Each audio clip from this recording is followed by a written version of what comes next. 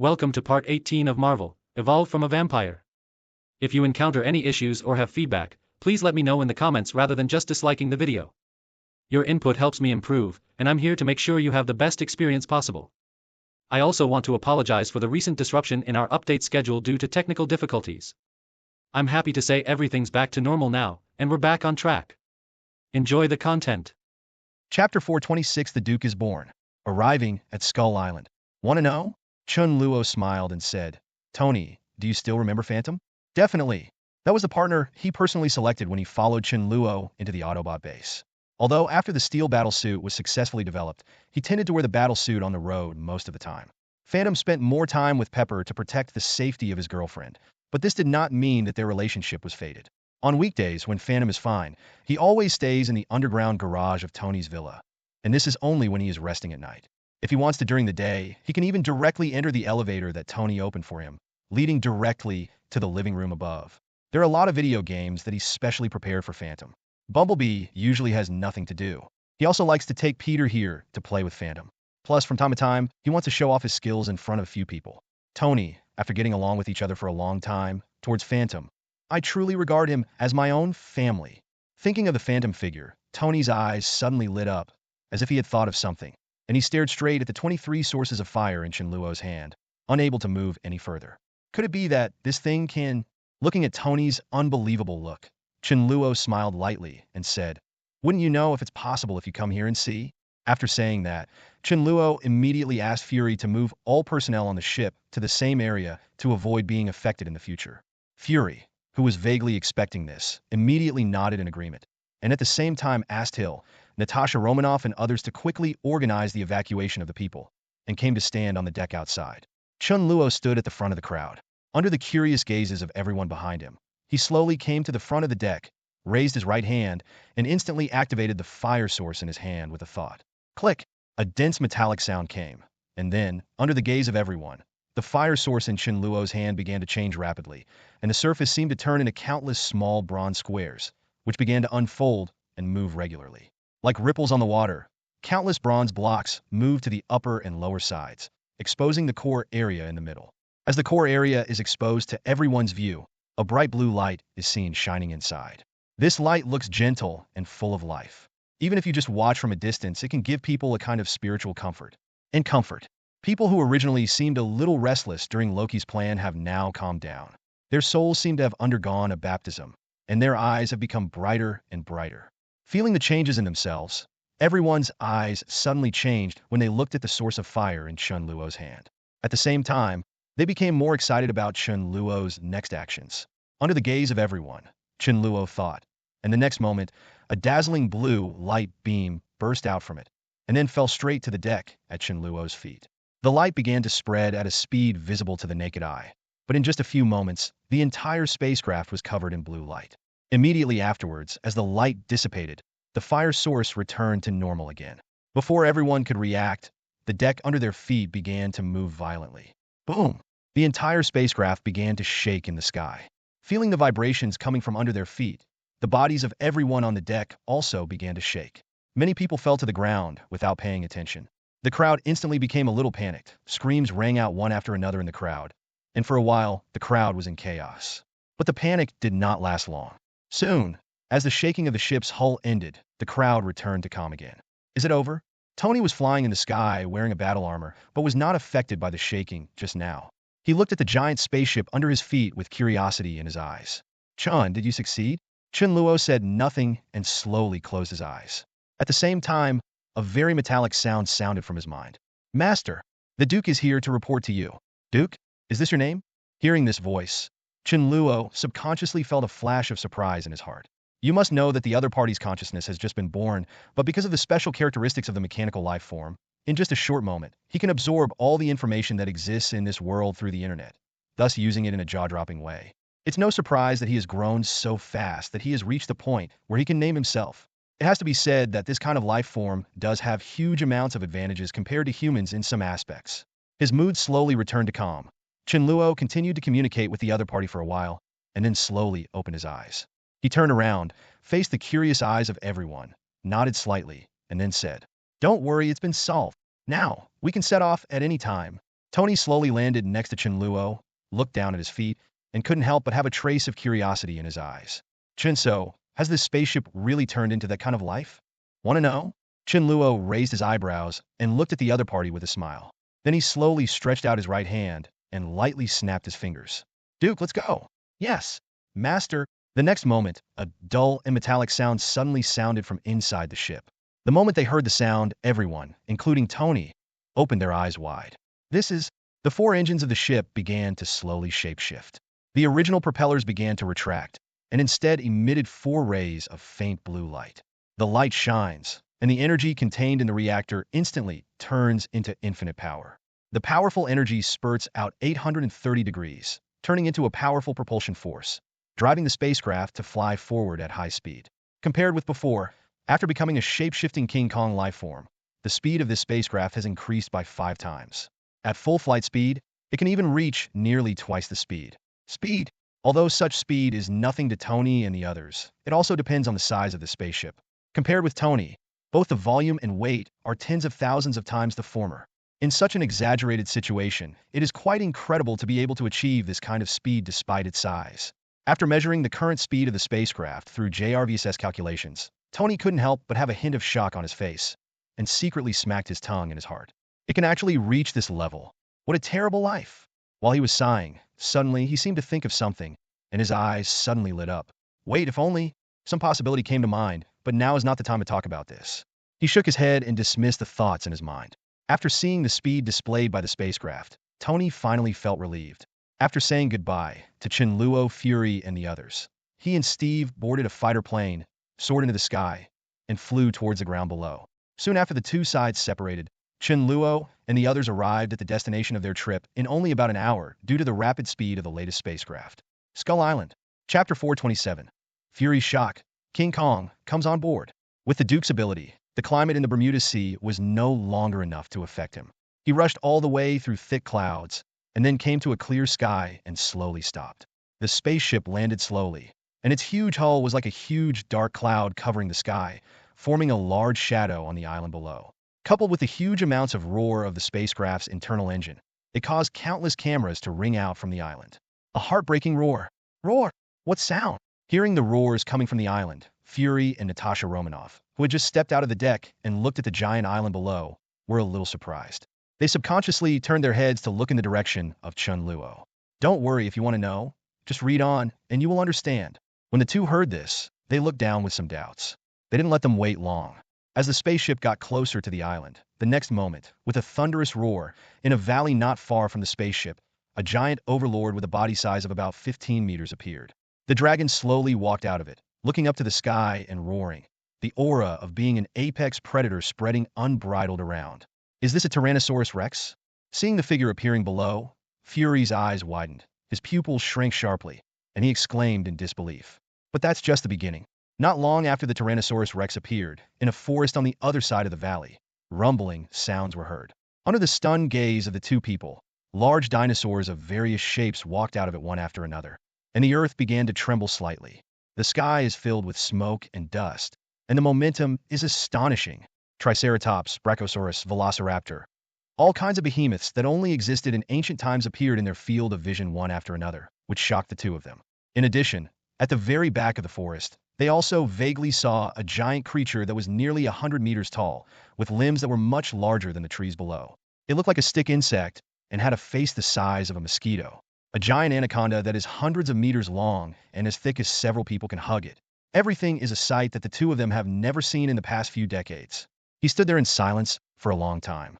Finally, Fury took a deep breath, slowly turned his head and looked in the direction of Chen Luo. Chun, these creatures.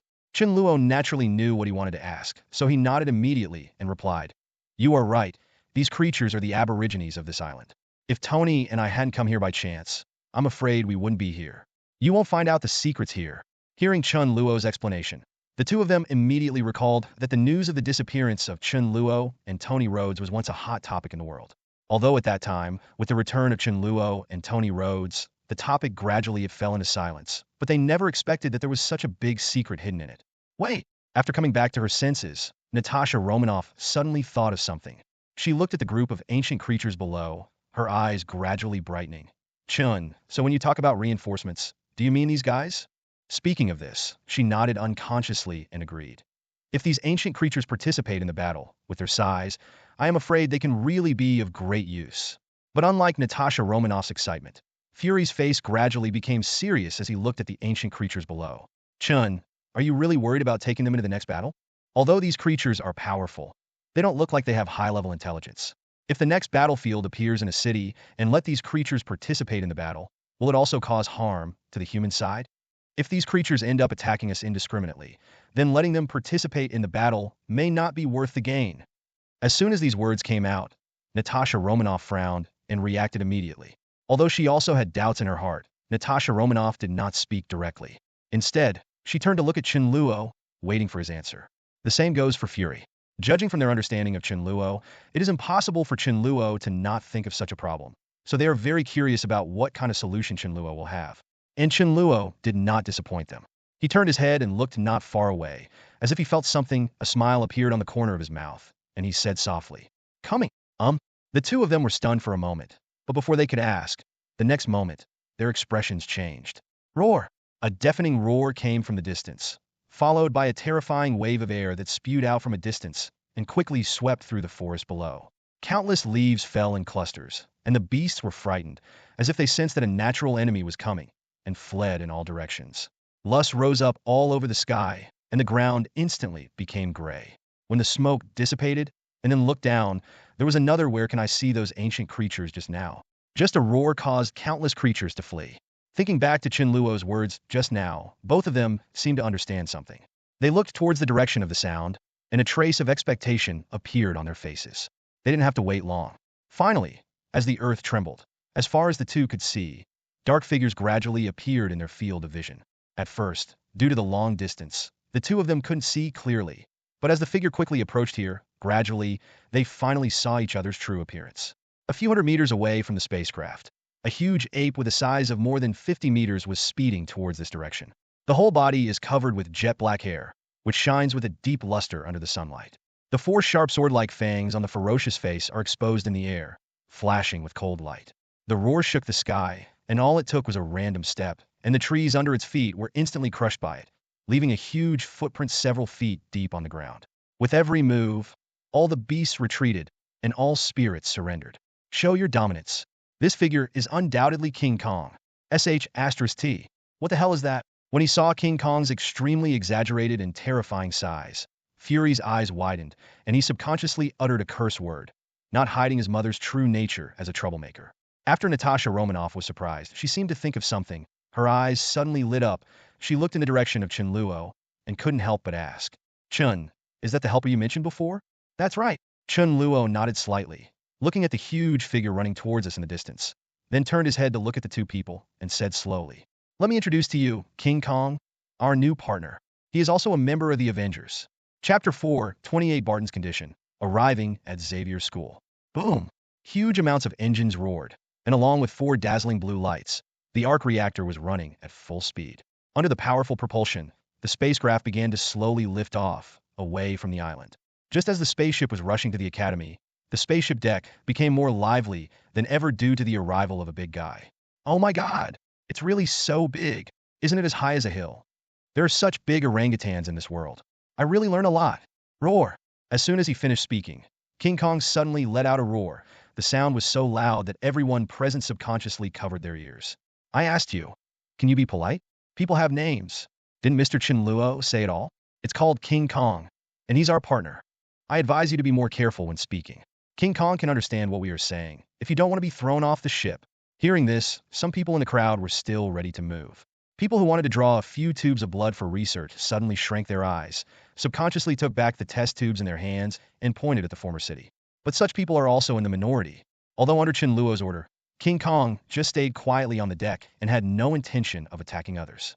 But even so, the 653 aura of a predator at the top of the food chain that King Kong exudes all the time still affects everyone. Just getting closer to him within about 10 meters, a huge amount of energy subconsciously emerges in the heart. Feeling of fear, I never dare to take a step forward again. But even so, facing King Kong, an unprecedented creature, there are still many scientists who are extremely curious and surround King Kong, trying to get close to him. communicate with the other party. Judging from the enthusiastic looks on their faces, it was obvious that they did not intend to leave easily. In the control room, Fury looked at the situation on the deck, shook his head helplessly, and ignored them. He looked at the other screen in front, with a trace of worry in his eyes. Barton? In a room on the ship, Chen Luo and Natasha Romanoff both appeared here. Looking at Barton, who was still unconscious on the bed, Natasha Romanoff turned to Chen Luo and asked, Chen, how's it going? Does he have ba frame? Chen Luo shook his head and said helplessly, It's not easy for me to judge this kind of thing. After all, I'm not very good at the spiritual aspect. If you want to know whether Barton is okay, you'd better ask a professional who is also proficient in the power of the mind. It's better to ask. After a pause, a familiar figure flashed through Chen Luo's mind. Thinking of the other party, Chen Luo slowly raised a faint smile on his lips and said, Just in time, our next destination is where there is someone who can help. Let's solve this question. Professor? Natasha Romanoff nodded thoughtfully, feeling convinced. She had heard of Charles's name many years ago when she was still working in Beijing. Even before the apocalypse incident broke out, the opponent was a well-known, king-level figure in the dark world, and his strength could easily fight against a country. Even superpowers like Eagle Sauce and Bei Xiong turn a blind eye to such existences and do not dare to provoke them at all on weekdays. And this is even more true after the apocalypse incident broke out. After all, in that incident, the other party relied on its own power to destroy all nuclear bombs around the world. And this was just a thought of the other party. If he wanted to do something to humans at that time, it would only take a few seconds for the planet to change. Even in his normal state, Charles already has considerable intimidation power. And once he puts on the Cerebro device, his ability will be increased by dozens or hundreds of times. Once the ability is fully activated, it will be impossible to exterminate the human race. It's normal, but no matter how awe-inspiring such an existence is, it's never too much.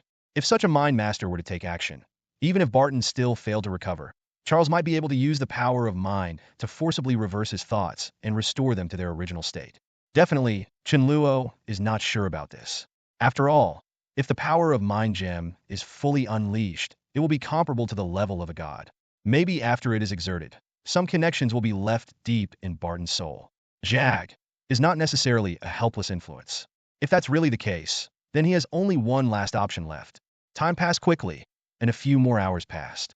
As the spacecraft slowly stopped in the sky, Fury's voice suddenly sounded from the speakers nearby. Chen, we are down. After hearing this, Chen Luo slowly stood up and felt the current situation in his body. Although he is still far from returning to his prime, after this period of rest, his divine power has partially recovered again, and at least using teleportation is no longer a problem for him. Standing up slowly, Chen Luo waved his hand, and a surge of red energy floated Barton in the air. Then, after saying goodbye to Natasha Romanoff and the others, Chen Luo suddenly disappeared from the spot with a thought. The next moment, below the spaceship, at the gate of Xavier's school, Chen and Luo suddenly emerged from the air, immediately attracting the attention of everyone walking around. These people are all students who come to the college to take classes, so they are naturally no strangers to Chen Luo.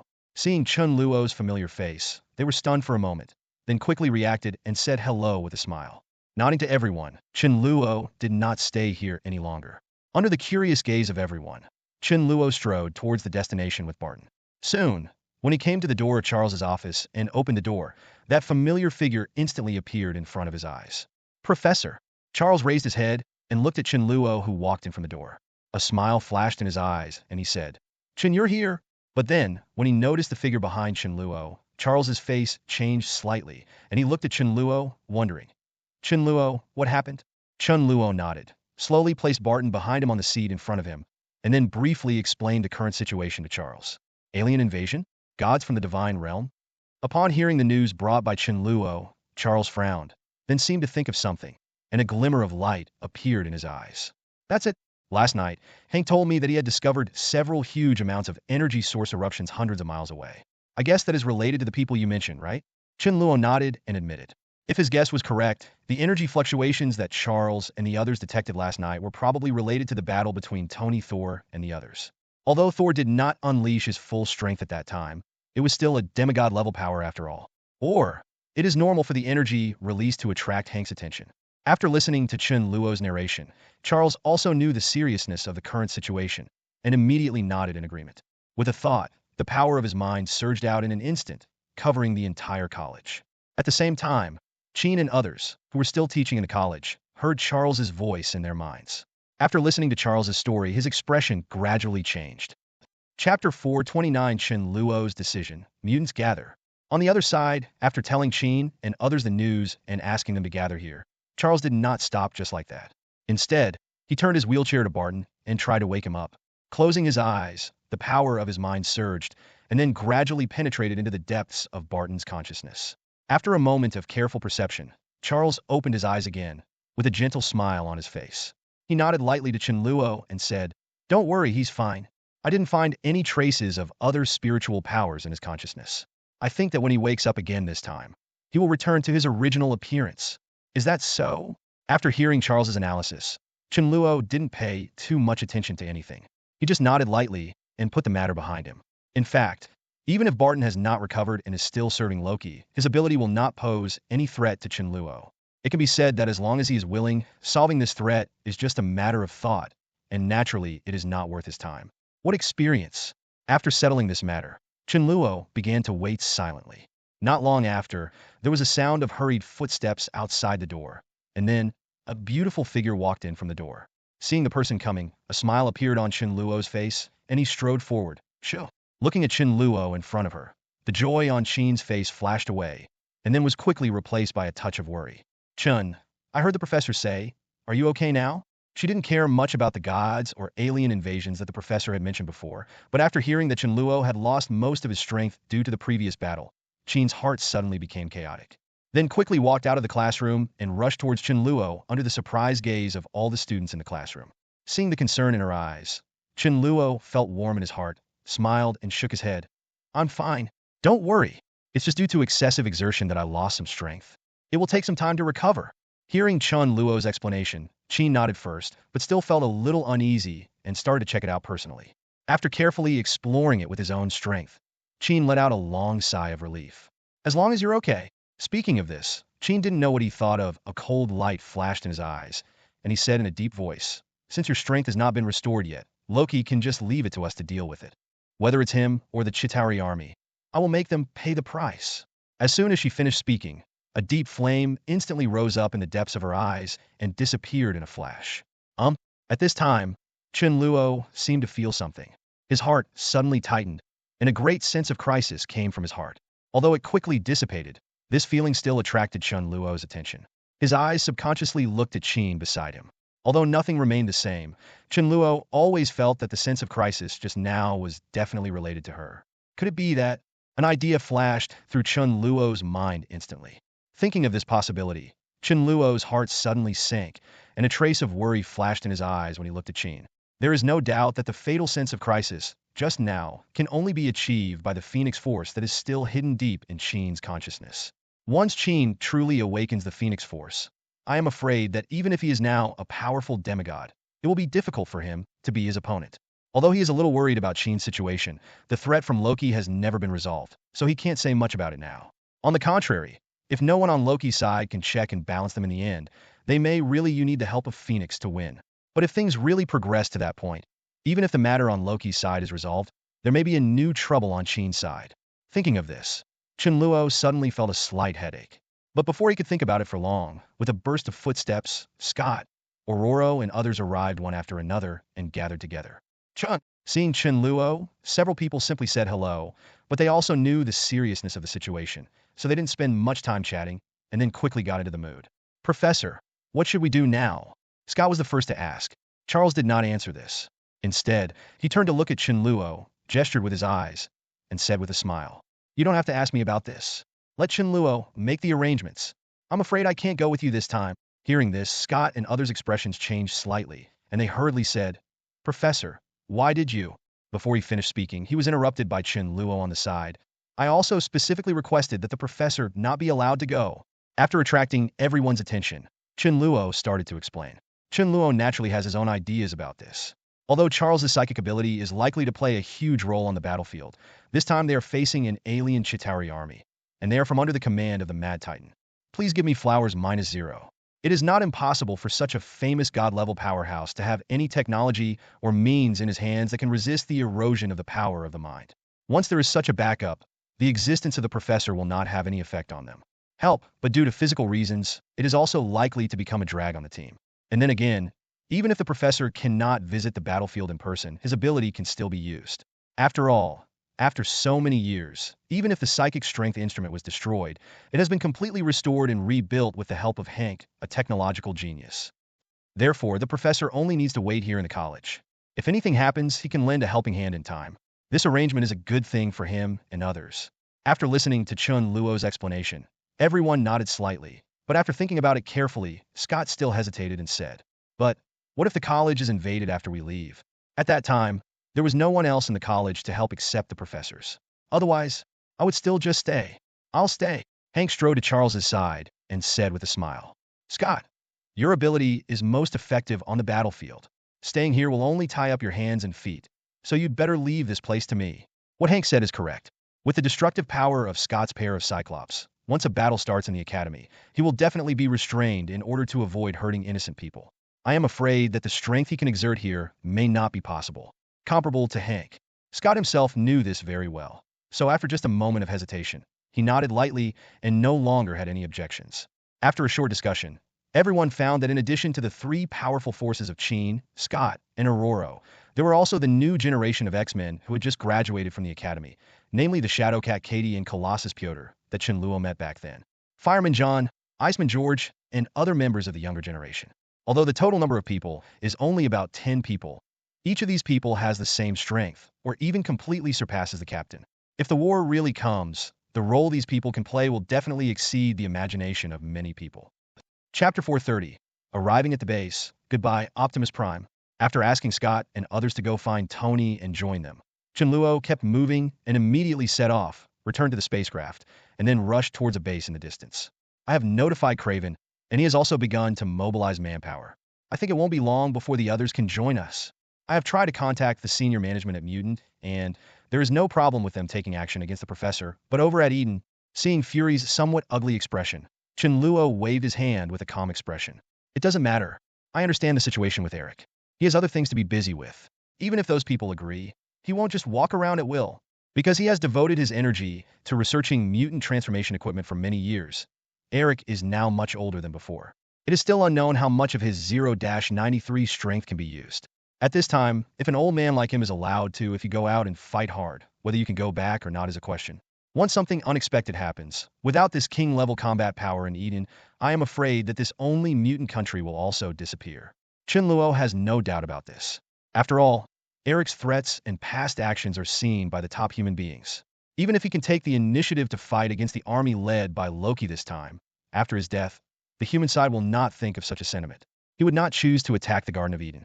Even though Chen Luo and the others were so intimidated that they would not take action openly, even Chen Luo could not completely resist those small moves in the dark.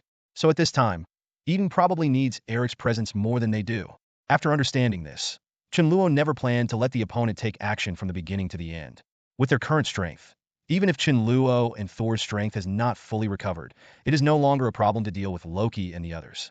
After coming out of the college, Chen Luo had the last destination left in his trip. Not long after, as the spacecraft slowly landed on the ground, in the empty wilderness below, a huge base made of steel fell into everyone's sight. Boom! Feeling the movement from the sky, the next moment, the roar of countless huge amounts of engines suddenly sounded in the base, and the tall towers on the edge of the base also lit up with bright lights like daylight, all shining towards the sky. Immediately afterwards, as the door opened, a convoy of dozens of people with different shapes quickly drove out, led by a heavy-duty truck with a red and blue body and a length of about 8 meters. It looks extremely powerful and domineering. The truck had just driven out of the gate. Then, with a burst of dense metal noise, the truck suddenly stood upright. All parts of its body quickly changed shapes and finally turned into a giant robot of about 10 meters. It pointed to the sky with one hand and arms. He quickly stretched out a giant energy cannon and looked up warily. This giant robot is none other than the leader of the Autobot faction, Tianju.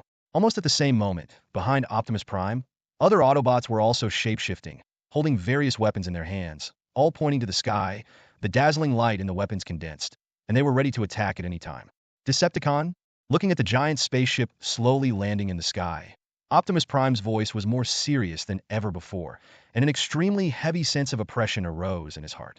This level of pressure, even Megatron had never given it to me. He feels like this. Perhaps only the teacher who taught him back then and the previous generation of Autobot leaders can rival him. But what puzzled him was that he had never seen the shape-shifting King Kong in front of him before. It stands to reason that in the Decepticon camp, if there really is such a strong person, Megatron should not be able to conceal the existence of the opponent. So at this moment, Optimus Prime is not only wary but also full of doubts. Boss, is this big guy really a Decepticon? Behind him, the Earl said in disbelief. There are such huge amounts of shape-shifting King Kong. Isn't this guy an old guy who survived in ancient times?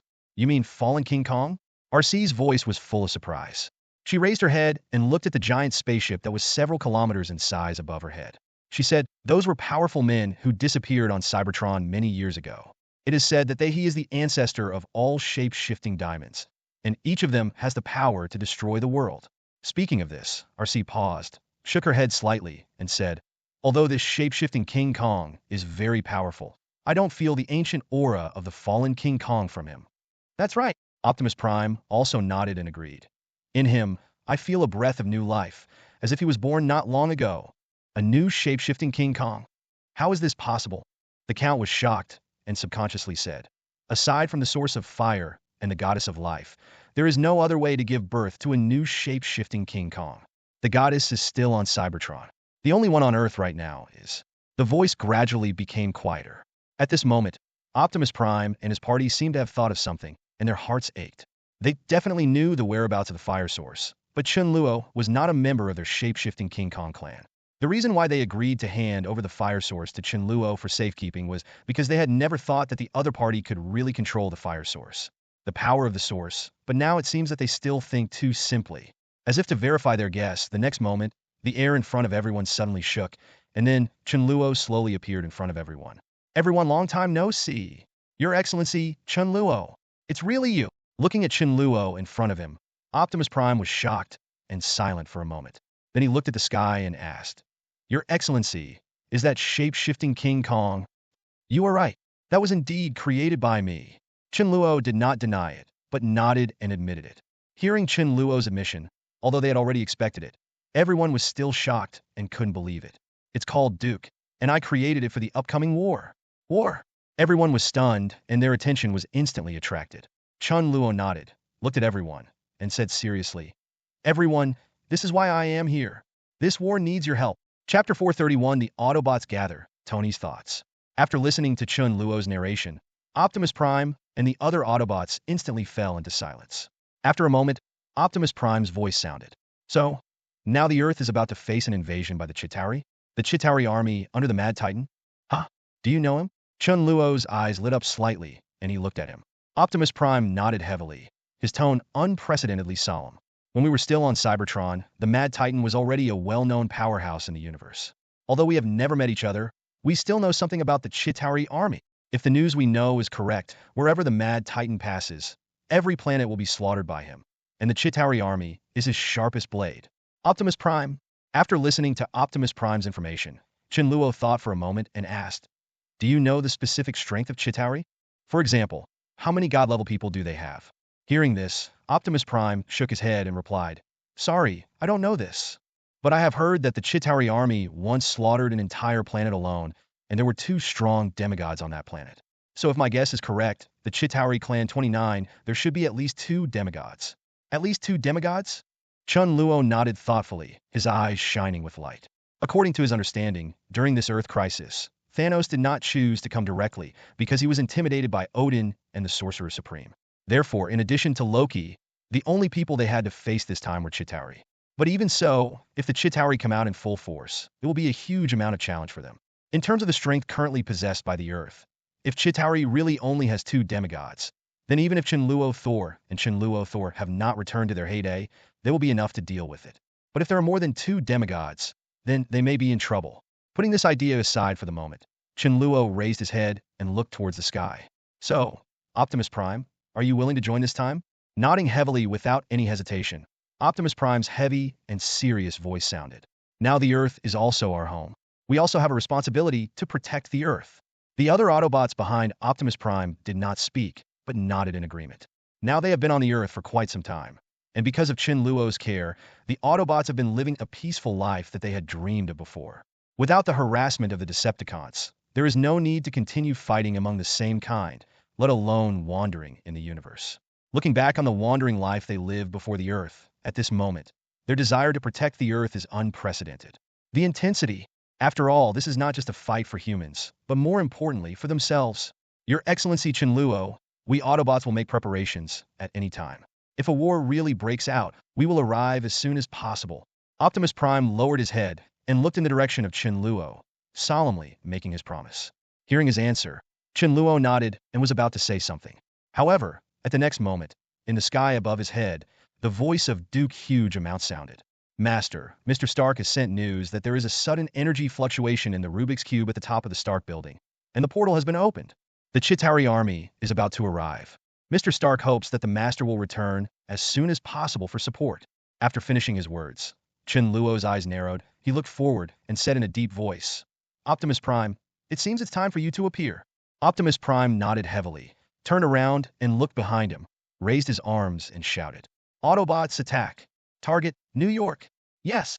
The next moment, with a burst of dense metal noise, a group of Autobots returned to their vehicle form, and then, under the leadership of Chen Luo, they all were transported to the spacecraft deck. After doing all this, Chen Luo moved his eyes in the direction of New York. Without saying a word, he immediately asked the Duke to rush to the battlefield at full speed. He must rush to the battlefield as quickly as possible. Time goes back half an hour. After parting ways with Chen Luo, Tony immediately returned to the base of the beach villa and went to the underground studio to start a new round of research. After studying all night last night and discussing with Banner today, he already had a rough idea of the conditions for activating the Rubik's Cube. As he analyzed before, in order to truly activate the energy of the Rubik's Cube, open the portal, and send the Chitauri army to the Earth, there must be an extremely high-density energy torrent that bombards the Rubik's Cube in a very short time. Activate the Rubik's Cube. However, there are very few energy bodies on Earth that can contain such extremely high density. It is precisely because there is no energy body that meets the conditions on the Earth to supply energy. So Loki and the others did not open the portal immediately after getting the Rubik's Cube to let the Chitauri army descend. Therefore, in Tony and Banner's mind, in addition to using gamma rays to locate the coordinates of the Rubik's Cube, it is also a way to find the whereabouts of the Rubik's Cube by checking where on the Earth there are energy bodies that meet these conditions. Although Banner is still in a comatose state due to the previous battle with Chen Luo, the test results from Banner before the battle started have been successfully copied by Tony. Back in the studio, after some operations, the result finally appeared before his eyes. It's actually here. Looking at the display on the screen in front of him, Tony's eyes flashed, and he thought thoughtfully. According to the display on the screen, the most likely location for the Rubik's Cube to appear now is actually his and Chen Luo's home base. New York. Tony was briefly surprised for a moment, but when he thought about Loki's personality, it didn't feel so strange anymore. If he is right, the reason why Loki chose to open the 713 portal here is because this city is also the center of the world today. Every move will attract the attention of everyone in the world. If it were here, launching a war will definitely attract the attention of the whole world. Once they win this war, then the whole world will truly realize the strength of Loki and his army. If even they're defeated by the opponent, how many people in the world will have the confidence to continue to fight against Loki? By that time, Tony can even imagine how many countries will choose to surrender directly to Loki. And such an ending is undoubtedly what Loki wants to see the most. In addition to shocking other forces in the world, if there are other reasons, it may have to do with Chen Luo himself. After all, Chen Luo also contributed a lot to the reason why Loki failed. If we can use this war to completely wipe this city out of the world this time, it will also be a heavy blow to Chen Luo. An opportunity like this to take revenge on Chen Luo, with Loki's personality, would definitely not be missed. Thinking of this, Tony immediately determined the location of the Rubik's Cube. But even if the Rubik's Cube is hidden in New York at the moment, it is extremely difficult to find it given the size of the city. Therefore, it is necessary to further accurately confirm the location of the Rubik's Cube so as not to waste time. As for how to be precise, Tony also had a vague idea in his mind. Chapter 432. Clues discovered. The portal opens. With the approximate location of the Rubik's Cube, what Tony has to do next is to further confirm. Tony began to think to himself, if the judgments of myself and Dr. Banner are correct, in order for the Rubik's Cube to be activated at this time, it needs to contain an extremely high-density energy body as the energy source. So according to this idea, as long as you find which energy bodies in New York City can meet this condition, the Rubik's Cube can roughly determine its specific location. JRVS begins to retrieve all the energy radiation escaping in New York, and then arranges a list in order from high to low radiation intensity. Thinking of this, Tony immediately ordered JRVS to start searching. After a moment, the screen in front of Tony suddenly moved, and a new interface popped up, followed by the sound of JRVS. Sir, the list has been sorted out. Tony quickly looked at the screen, but when he saw the list above, Tony frowned instantly. Magic Cube Technology? The name is good, but the energy intensity is only less than 1,000? It's too low. Hammer Industries? Old friends, but do they have any technology worthy of attention? The strength is only 5,000? Let's look at the next one. Osborne Industries? This company is pretty good, but this level of energy is still far from enough to open the Rubik's Cube. Looking from top to bottom for a long time, I saw that the energy intensity detected by the highest-ranked Osborne company was far from the requirements for opening the Rubik's Cube. Seeing such results, Tony suddenly became more and more irritable. Can you be ranked on the list with this level? JRVS. Are you mistaken? Sir, these are the results of data display arrangement. Tony frowned and murmured. It shouldn't be. At this level, it doesn't even have 1/10,000th of the energy of the reactor. How can it possibly meet the activation conditions? Wait! Suddenly, Tony seemed to think of something, and a bright light flashed in his eyes. Contains extremely high-density energy bodies? I understand. Damn it, that guy Loki, isn't he in my house now? Only then did he suddenly realize that if there is any technology company on Earth that can meet the opening conditions of the Rubik's Cube, who can be as suitable as the large arc reactor he placed in the headquarters. As long as the energy contained in the reactor is completely released and the Rubik's Cube is bombarded, it will be successfully activated and the portal will be opened to let the alien army descend. It stands to reason that with the energy intensity contained in the arc reactor, JRVS should not have missed it just now, but the energy contained in the reactor is too much, and even a small leakage may cause great damage. So at the construction site, Tony tried his best to prevent the reactor energy from leaking at all. It is precisely because of this that JRVS did not take the reactor into account. After reacting, Tony immediately put on his battle suit without thinking, soared into the sky, and flew toward New York. But just when he was about to tell Chen Luo the news he had learned, the next moment, Fury came to find him first. Tony, no, Loki's location has been found. He is now appearing in the direction of New York. At the same time, the Rubik's Cube has been activated and the portal has been piled. We are rushing to New York as quickly as possible and will arrive in about 15 minutes. Upon hearing the news, Tony was stunned for a moment. Then he immediately reacted. His face hardened, and he immediately replied, I understand. I'm also rushing to New York. I'll arrive in about half an hour. Tony. At this time, Fury's voice came over, followed by Chen Luo's voice. Would you like me to pick you up? Tony refused without thinking. Chun, now is not the time for you to join the war. Your power cannot be consumed at will.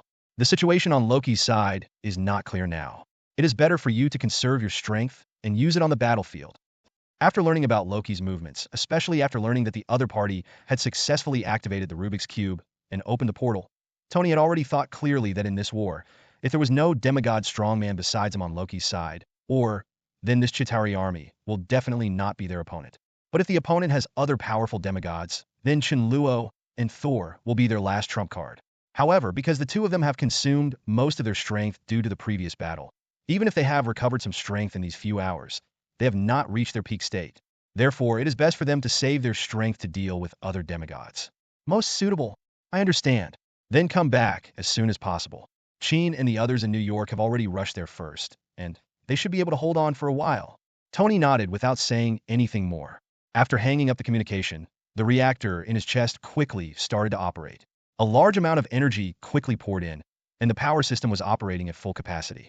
Immediately afterwards, Tony's speed surged, and a long white gas streak streaked across the sky. The waves disappeared in an instant, while Tony, Chen Luo, and others were rushing on their way. On the other side, near the Stark building in New York, pedestrians all around were attracted by the unusual sight on the top of the building. They stopped and raised their heads, their faces full of curiosity. At this moment, at the top of the building, a bright blue energy beam suddenly surged towards the sky. After rising several thousand meters, the light beam exploded. Along with the sound of huge amounts of sound, the sky seemed to be torn apart by the energy just now, and a huge hole with a dark interior was rapidly expanding outward at this moment. Okay. When the hole expanded to a diameter of about a kilometer, it finally slowly stopped moving. Looking at the huge amounts of holes in the sky, the pedestrians around were feeling a little curious. The next moment, Loki's voice suddenly sounded from the top of the building. I saw him standing on the top of the building, wearing a noble-looking and gorgeous armor, raising his right hand high, holding the scepter in the air, looking up at the huge amounts of portal in the sky, his face full of excitement. Mortals! From today on, this planet will officially come under the rule of the new king. Give your loyalty to your king. Remember, from now on you will have only one master. I, Loki, will be your new king." As soon as the words fell, the next moment the sky began to tremble. From the hole in the sky, a figure slowly emerged from it, instantly attracting the attention of countless people. Chapter 433 Chitauri arrives. Loki's declaration. What the hell is that? Countless pairs of shocked eyes looked at the sky, and someone spoke with a slightly trembling voice. Within the huge hole in the sky, a huge figure slowly emerged from it, and finally emerged completely from it, suspended in the air. It was a huge whale that was over 100 meters in size. It may not be appropriate to describe it as a whale. To be precise, it should be a biological spacecraft with the shape of a whale. The whole body was covered with a layer of pitch black metal, and the surface was under the sunlight. It shines with bright silver luster, and just standing quietly in the sky gives people an extremely heavy feeling of pressure. As its tail flicked slightly, the biological battleship also swam in the sky, landing from the sky toward the city below. Seeing this scene, pedestrians on the ground instantly became extremely panicked, and noisy sounds rang out. What's going on? Am I right? That big guy is flying over here. That flew over from the Stark building, right? Could it be that there is some new technology from the Stark group? Are you sure? But why does it look a bit different to me? Someone raised his head and looked at the huge and ferocious figure in the sky, somewhat disbelieving. Is this when alien species 650 comes? Just like in the movie. Aliens? Are you kidding? Someone asked with a questioning look on his face. I think this is just the holographic projection technology developed by the Stark group. But having said that, the holographic projection technology has actually reached the stage. I am really the first. See you next time. Tony Stark is really a genius. He has been able to develop holographic projection technology to this extent. I don't know when this technology will become popular. I can't wait to see it in the cinema. Everyone was talking about it, and the scene became a little chaotic for a while. Roar! At this moment, suddenly, the giant whale in the sky opened its mouth, and a terrifying roar boomed, spreading in all directions. At the same time, a powerful airflow came out of the mouth and turned into a strong wind, spurting out from all directions. As the strong wind blew by, everyone below involuntarily took a few steps back, and some even fell directly to the ground. Seeing this scene, everyone was stunned for a moment, and then reacted instantly. This is real. It's not a holographic projection. Run. This is really an alien invasion. What the hell? How do we encounter such a thing? After reacting, the scene instantly fell into chaos. Everyone turned around and ran away in a panic. For a while, countless screams rang out. But it is not that there are no warriors. I saw a small number of people in the crowd going upstream to a nearby gun shop, picking up weapons one after another, and shooting into the sky without hesitation. Damn monster, come on. I'm not afraid of you. Isn't it just an alien monster? Watch me knock it down. I happen to be short of a collectible at home, and I think this big guy would be great. Once I kill it, this alien monster will be mine. Needless to say, in the face of this unknown alien warship, the only ones who are still determined to fight back are the tough guys from Florida. Bang, bang, bang. Intensive gunfire sounded. Countless sparks emerged from the muzzle, and bullets were shot towards the surface of the giant whale in the sky. However, in the face of such an attack, it had no impact at all on this biological battleship from Kitterwixing. The bullets fell powerlessly toward the ground, without leaving even a trace. On the contrary, their attacks seemed to have completely angered the other party. Huge amounts of roaring sounds were heard. The next moment, the scales on the surface of the giant whale quickly opened, and countless unknown Chitauri soldiers flew out of the airship one after another, and then quickly rushed towards the ground. At the speed of the airship, these people didn't even have time to escape, and were instantly chased by a small team of Chitauri soldiers. Energy weapons were aimed at the crowd below, and as dozens of blue energy beams shot out from them, transparent holes were instantly pierced through the human body. The lives of these people were taken away in an instant. But that's just the beginning. In addition to this small team, a large number of other Chitauri soldiers poured out from all directions, constantly pulling the triggers and mercilessly slaughtering the fleeing people below. Under the terrifying, destructive power of these energy weapons, even hiding in the shops on both sides of the street will not help, let alone human flesh and blood. As blue energy beams are shot out, they can instantly penetrate the cement wall in front of them, and even the humans hiding behind them are also shot through, thus taking their lives. Blood splashed everywhere, severed limbs flew, and the ground was instantly dyed bright red. Countless screams rang out in the streets, making the rest of the escaping humans tremble in unison. The fear in their hearts became even worse. Without looking back, they accelerated their steps toward run ahead. However, even if their potential was more or less stimulated in fear, and even their speed became a little faster, but facing an airship driving a speed even close to the speed of sound, holding an energy weapon that is an era ahead of the Earth, and how is it possible to skip the other party's pursuit? In just a few seconds, thousands of Chitauri soldiers pouring out of this giant whale quickly spread from all sides. With the Stark building as the center, several streets around were occupied by these alien troops. Countless energy beams were shot out from the muzzle, blasting indiscriminately towards the fleeing humans on the ground, shooting through their bodies without any hindrance. With just one encounter, thousands of humans fell to the ground wailing, and their vitality quickly passed away. He slowly closed his eyes in fear. But this is just the beginning. The next moment, in the huge hole in the sky, one after another giant whales flew out of the hole, swimming in the sky, their giant tails swinging at will, slowly spreading towards other areas of New York. At the same time, countless tiny black dots poured out from these biological battleships in the sky, leaving countless traces in the air and flying rapidly towards more streets in the distance. As these black spots got closer and closer, pedestrians in other areas below gradually noticed the anomaly and looked up one after another. However, before they could react, the next moment, countless energy beams shot out from all directions in the sky. Immediately, countless people's bodies were pierced. With screams, countless more people fell into a pool of blood. Thick smoke rose from everywhere, flames emerged, and huge amounts of explosions sounded. More and more pedestrians discovered the anomaly in the sky. Looking at the alien army that kept flying towards them, their faces were gradually covered with tears. Filled with fear, they fled in panic. In less than 10 minutes, the entire Manhattan area was suddenly surrounded by flames of war and turned into a hell on Earth. The streets were rendered bright red at a speed visible to the naked eye. Buildings collapsed and turned into ruins. It looked so tragic. On the top of the Stark building, looking at the tragic scene below, Loki's face was full of excitement, and he laughed. That's it. Let the world see my power. Only by letting them realize the gap will they willingly surrender to me. At that time, I will officially ascend the throne and become the new king of this world. Chapter 434. The war begins. Mutant arrives. Just as the Chitauri army descended one after another, tens of thousands of Chitauri soldiers flew out of the battleships, and then launched a ruthless attack under Loki's order. Boom! Huge amounts of engines roared, and then a jet-black fighter plane, nearly 20 meters in size and resembling a giant blackbird, slowly passed through the sky, arrived at the edge of Manhattan, and then slowly stopped slowly. Here we are. Looking through the glass in front of him at the tragic scene in Manhattan below, Scott said with a solemn expression. Has it started yet? Ororo's face changed slightly. Looking at the scene below, his heart gradually became heavy.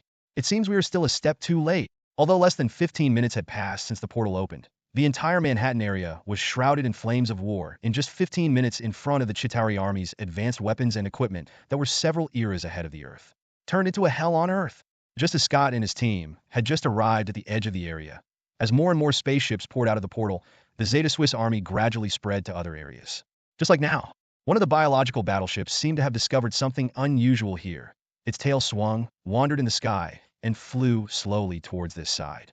At the same time, thousands of Chitauri soldiers poured out of the battleship, driving the airship, drawing arcs in the sky, and quickly approaching Scott and others. Attention! They are coming! Seeing this scene, Scott's face became solemn, and he said in a deep voice, Ororo, give it to me! Ororo nodded and looked forward, his eyes gradually being shrouded in a layer of white. As soon as I thought about it, as ability started to operate, the sky was covered by a thick layer of dark clouds at a speed visible to the naked eye. Roads of blue lightning gathered in the clouds like long dragons shuttled through the clouds. Thunder and lightning roared, and the air suddenly became the weight came down. Boom! The next moment, hundreds of thunderbolts suddenly fell from the clouds, leaving dazzling traces in the air. Cracks appeared in the sky. Before the Chitauri soldiers below could react, they were hit instantly. Under the control of Ororo, these thunderbolts accurately fell into the airship below. While chopping the soldiers on the airship into coke, they instantly exploded the airship below, turning it into dazzling balls of lightning. The fireball fell powerlessly downward. Seeing this scene, the remaining Chitauri soldiers around him instantly rioted, howling in unexplained language, speeding up and quickly approaching Scott and the others. Bobby, John. Scott didn't panic at all and ordered in a deep voice. Yes. In the cabin behind them, two handsome young men who looked about 20 years old immediately stood up and came to both sides of the cabin door to hold their hands. Cold air and flames were surging, and they were obviously ready to attack at any time. The hatch slowly opened. Looking at the Chitauri soldiers approaching below, An excited smile appeared on John's face as he said, "Bobby, help! Give it to me!" On the other side, Poppy nodded quickly, and the cold air surged rapidly in his hands, spreading towards the outside sky. Immediately afterwards, wherever the cold air passed, a long ice channel was formed in his hands. Bobby rode along this channel, as if skating towards an airship below. The strong cold air instantly enveloped the Chitauri soldier on it, and before he could react, he was instantly frozen into an ice sculpture, and then kicked by Bobby, who arrived in time. In the cabin above, seeing that Bobby had succeeded, John jumped up without any hesitation and slid down the ice channel. With Bobby's help, John successfully arrived on the airship. The two of them moved forward, one behind the other, with cold air and flames spurting out in all directions, acting as horns to protect the teammates behind them from harm. With their current abilities and potential, even if they're only one step away from becoming kings, it will not be a problem to deal with these Chitauri soldiers. As ability surges, countless ice balls and fireballs fly out in all directions. As long as the two people's attacks hit the target, the next moment, balls of huge amounts of ice balls and balls of black smoke fireballs fall towards the ground below, towering all around. Swiss soldiers are becoming scarce at a speed visible to the naked eye. After a round of attacks by the two men, the number of soldiers who just poured out of the battleship was immediately reduced by nearly half. The losses were not heavy. Please give me flowers. But this step was the limit for the two of them. Although the attacks of the two were very fierce, there were still many soldiers gradually approaching the two of them. Hundreds of muzzles were aimed at the direction of the two of them, and they pulled the triggers. The next moment, an unknown energy beam shot forward. But fortunately, regarding flight driving, both of them had also studied in the academy, and their driving skills were very good, so John dodged flexibly while driving, and then successfully evaded the first wave of attacks. On the other side, behind John, Poppy built a thick ice wall around the airship to block external attacks. The two of them turned and flew towards the Manhattan area. Poppy launched an attack, attracting the remaining Chitauri soldiers, and quickly disappeared in front of everyone. The reason why they chose to do this was that the two of them had clearly understood that since the entire Manhattan area was now in flames of war, the best choice now was to contain these Chitauri soldiers in this area and not let the war spread to other areas. In the cabin, watching Bobby and the two disappear, Chen took a deep breath and turned to look at the people behind her. "Then it's our turn next. You guys get off the plane first and leave that big guy to me." Scott didn't look back, looking at the giant whale slowly flying towards here in the sky, with fighting intent surging on his face. "Be careful." Chen nodded heavily, and with a thought, powerful psychokinesis surged and then enveloped Aurora and others. Aurora and his party slowly floated in the air, then flew out of the cabin and landed on the ground below. A moment later, a loud noise suddenly came from below, and a biological battleship was seen towing among the high-rise buildings below. For some reason, it seemed that it was suddenly hit by a powerful force, and its head instantly shattered. Huge amounts of body falling weakly towards the ground. There is no doubt that Chen and his party have already started their battle at this moment. Withdrawing his gaze, Scott raised his head and looked at the giant whale swimming in the sky, with a smile on his face. "Then now it's my turn." The next moment, with the roar of an engine, the fighter jet started again and flew upwards without any hesitation. Chapter 435, Dangerous Situation, Colossus Attacks. *T. How come there are so many aliens? Among the high-rise buildings, John piloted an airship and shuttled nimbly among them, avoiding attacks from all directions, and kept cursing in a low voice. After they arrived in the Manhattan area, the other Chitauri soldiers around seemed to have received some news, and once again assembled a force of about 1,000 people, and gathered with the remaining soldiers from before, followed closely behind the two, and attacked constantly, shooting out from all directions, trying to knock down the two people. Because the gap in numbers is too huge, and coupled with the weapons in Chitauri's hands, their lethality is far beyond the imagination of the two. Even Poppy's defense was completely useless. The ice wall surrounding the two of them was now filled with dense holes. If John's driving skills were not as good as for 197, he would have been unable to withstand the dense attacks behind him. But even so, in the face of such intensive attacks, John was still bruised with blood marks on his body because he did not dodge in time, especially on the right shoulder because of the aftermath, and even his movements became a little stiff. Affected by the shoulder injury, the airship under his feet is no longer as commanding as before. It looks a little shaken, and even dodging attacks from behind has become a little difficult. "John, let's land." Noticing this, Poppy's expression changed, and he quickly said, "If this continues, we won't be able to hold on for long. It's better to return to the ground and fight, so that we still have room to fight back." Faced with the pursuit of thousands of airships behind them, there is no doubt that it is unrealistic to gain an advantage in air supremacy. So now, the best way for them is to give up fighting with them in the sky and return to the ground. With the help of the surrounding buildings, they will have more opportunities to fight back. In addition, John has also suffered some trauma and is somewhat unable to control the airship. If this continues, they will be at risk of being hit. Rather than waiting passively, it is better to give up actively. John also realized this and nodded immediately, saying, "Poppy, cover me." Clear. Cold air surged in Bobby's hand, and then in the air in front of him, dense ice picks quickly condensed and shot towards the 10 Zeta Swiss who were chasing after him.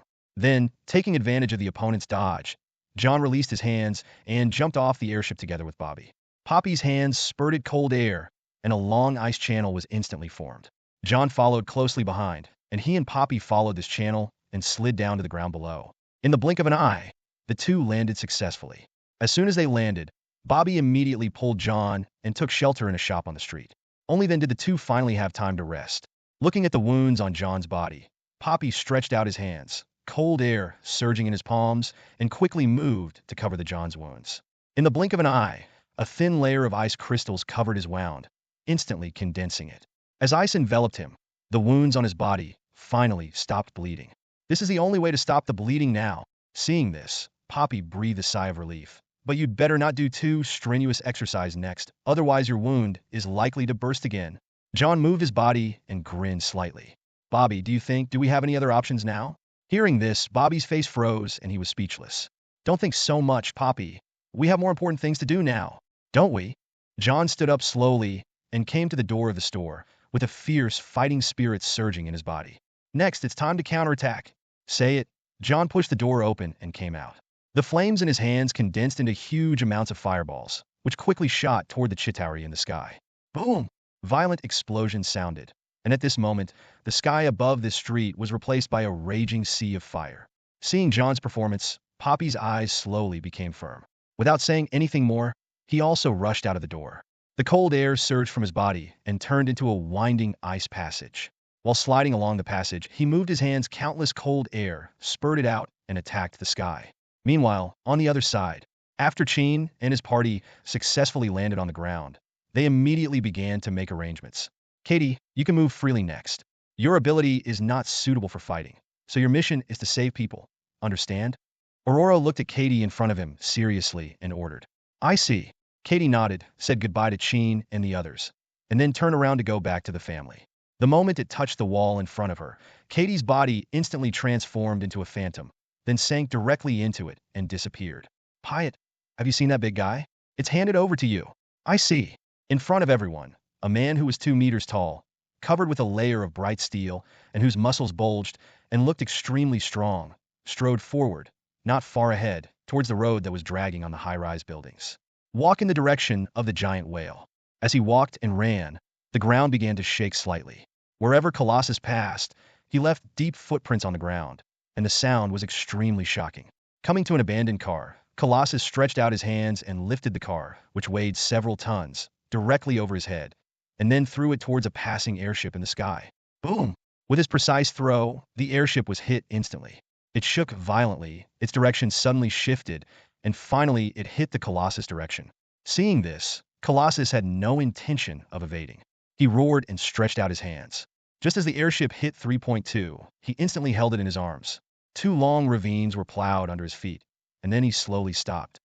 Seeing this scene, the Chitauri soldiers on the airship immediately came to their senses, reacted, let out an unknown roar, and then raised their guns and fired without hesitation. A blue energy beam shot out instantly and hit Colossus' body. However, what made him somewhat unexpected was that when the beam of light hit Colossus, it was like a stone sinking into the ocean. The energy instantly turned into countless tiny light spots and scattered in the sky with the wind. As for the part that was hit just now, except for leaving a shallow scorch mark on his steel body, it did not cause any damage. Lowering his head and looking at the somewhat damaged top, Colossus grinned and spoke in a deep voice. Then now it's my turn. Chapter 436. Assemble, reinforcements arrive. The arm muscles suddenly began to contract, and terrifying power suddenly emerged from the body. He swung it to the side, and before the soldier above could react, he was instantly thrown away. Boom! Accompanied by a loud noise. An airship also flying from midair, not far away, happened to collide with it. A huge amount of fireball exploded in the air, and then, a wreckage burning with flames fell powerlessly to the ground. Colossus turned over, jumped onto the airship, and flew towards the green biological battleship not far away. Because the two were not far apart, and Colossus's driving skills were excellent. He finally managed to get close to his target even though he was chased by hundreds of Chitauri soldiers. Flying over the giant whale, Colossus jumped from the airship without any hesitation and accurately jumped to the top of the giant whale's head. Slide down the smooth metal skin and enter through the mouth of the giant whale. Relying on its strong defense, Colossus completely ignored the attacks from other soldiers stationed inside the biological warship and rampaged all the way, destroying everywhere. In just 29 seconds, the inside of the giant whale instantly burst into flames, and most of the body was destroyed. All facilities were destroyed. Roar!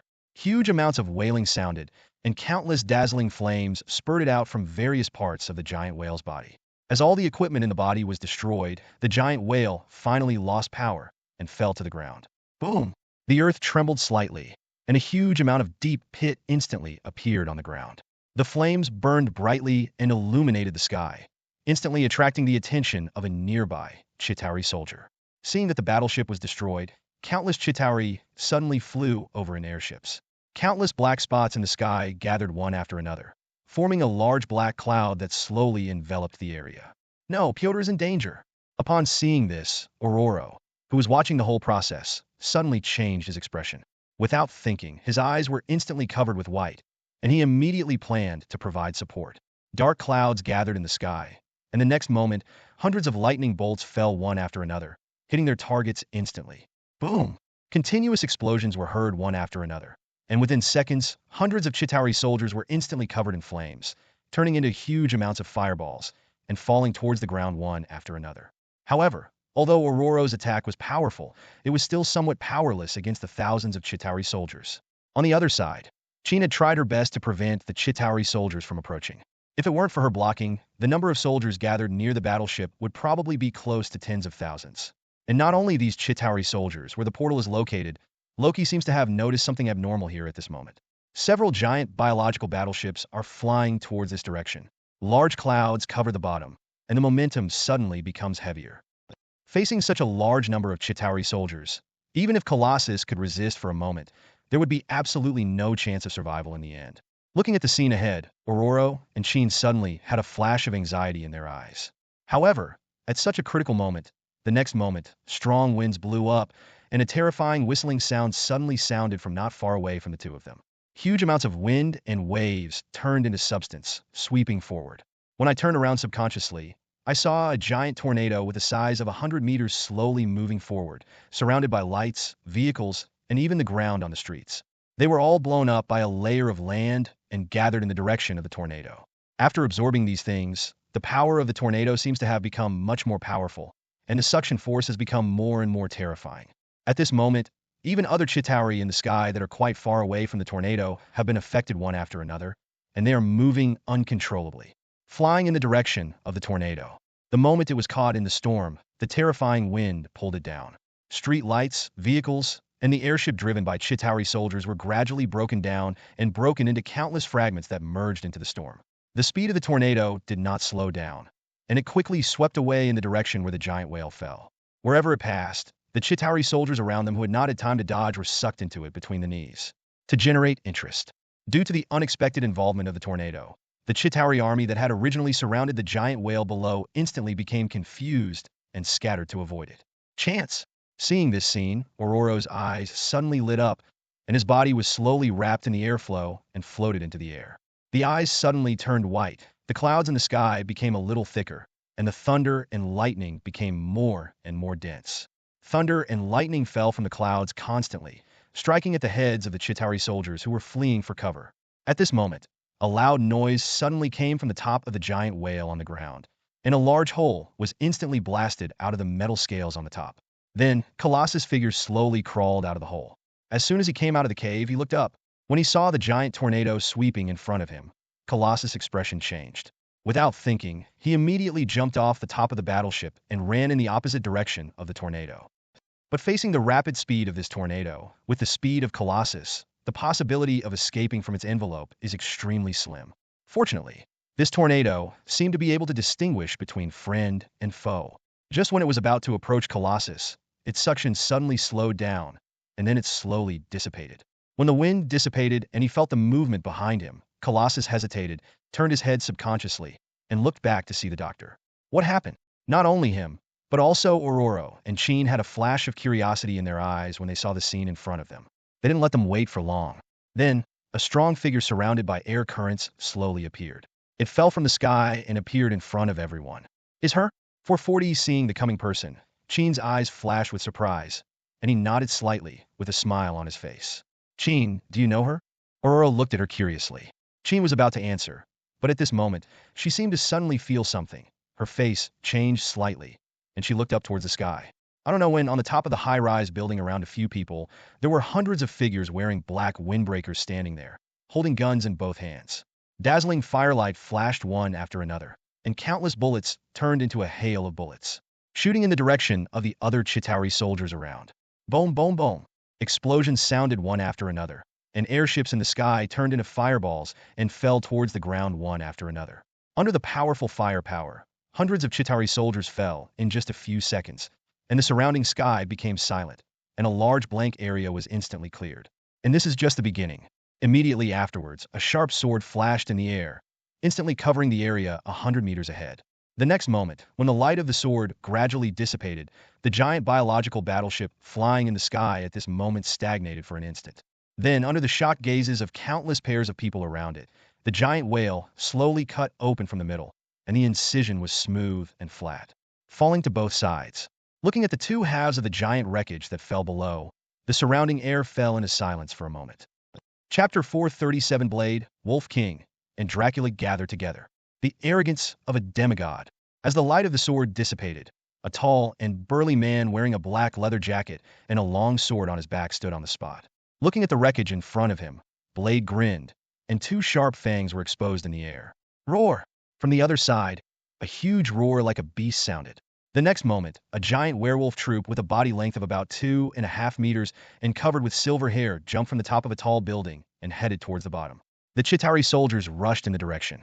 The sharp claws waved and cold light flashed, as if the space in front of them was torn apart, and cracks visible to the naked eye began to spread in the air. With just one encounter, the Chitauri soldiers below were torn into several pieces in an instant.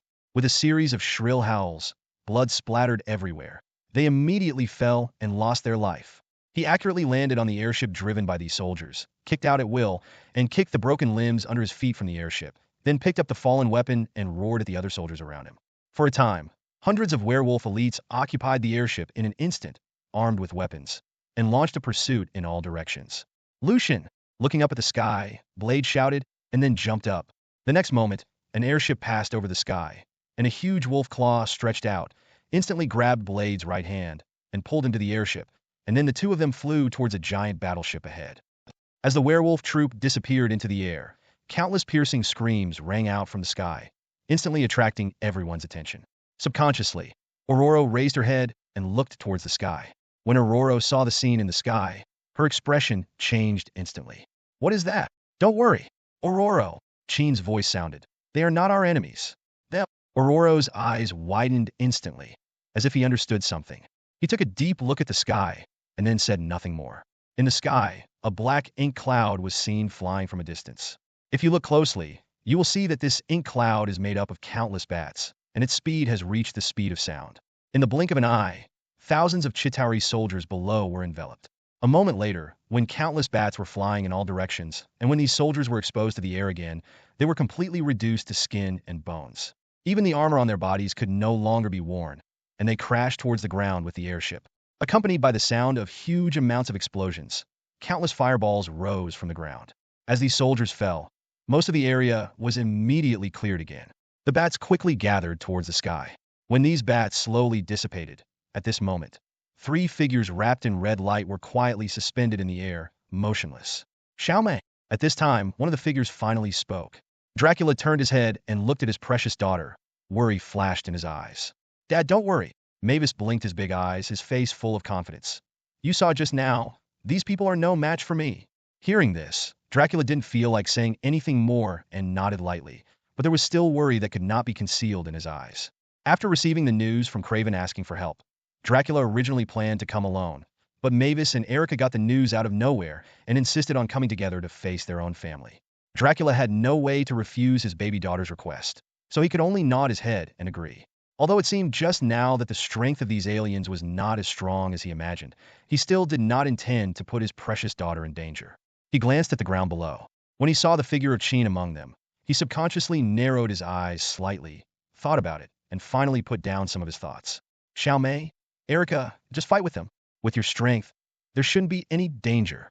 Although after so many years of training, Mavis has now successfully entered the level of king extraordinary. But compared with veteran kings like Dracula, there is obviously still a huge amount of gap.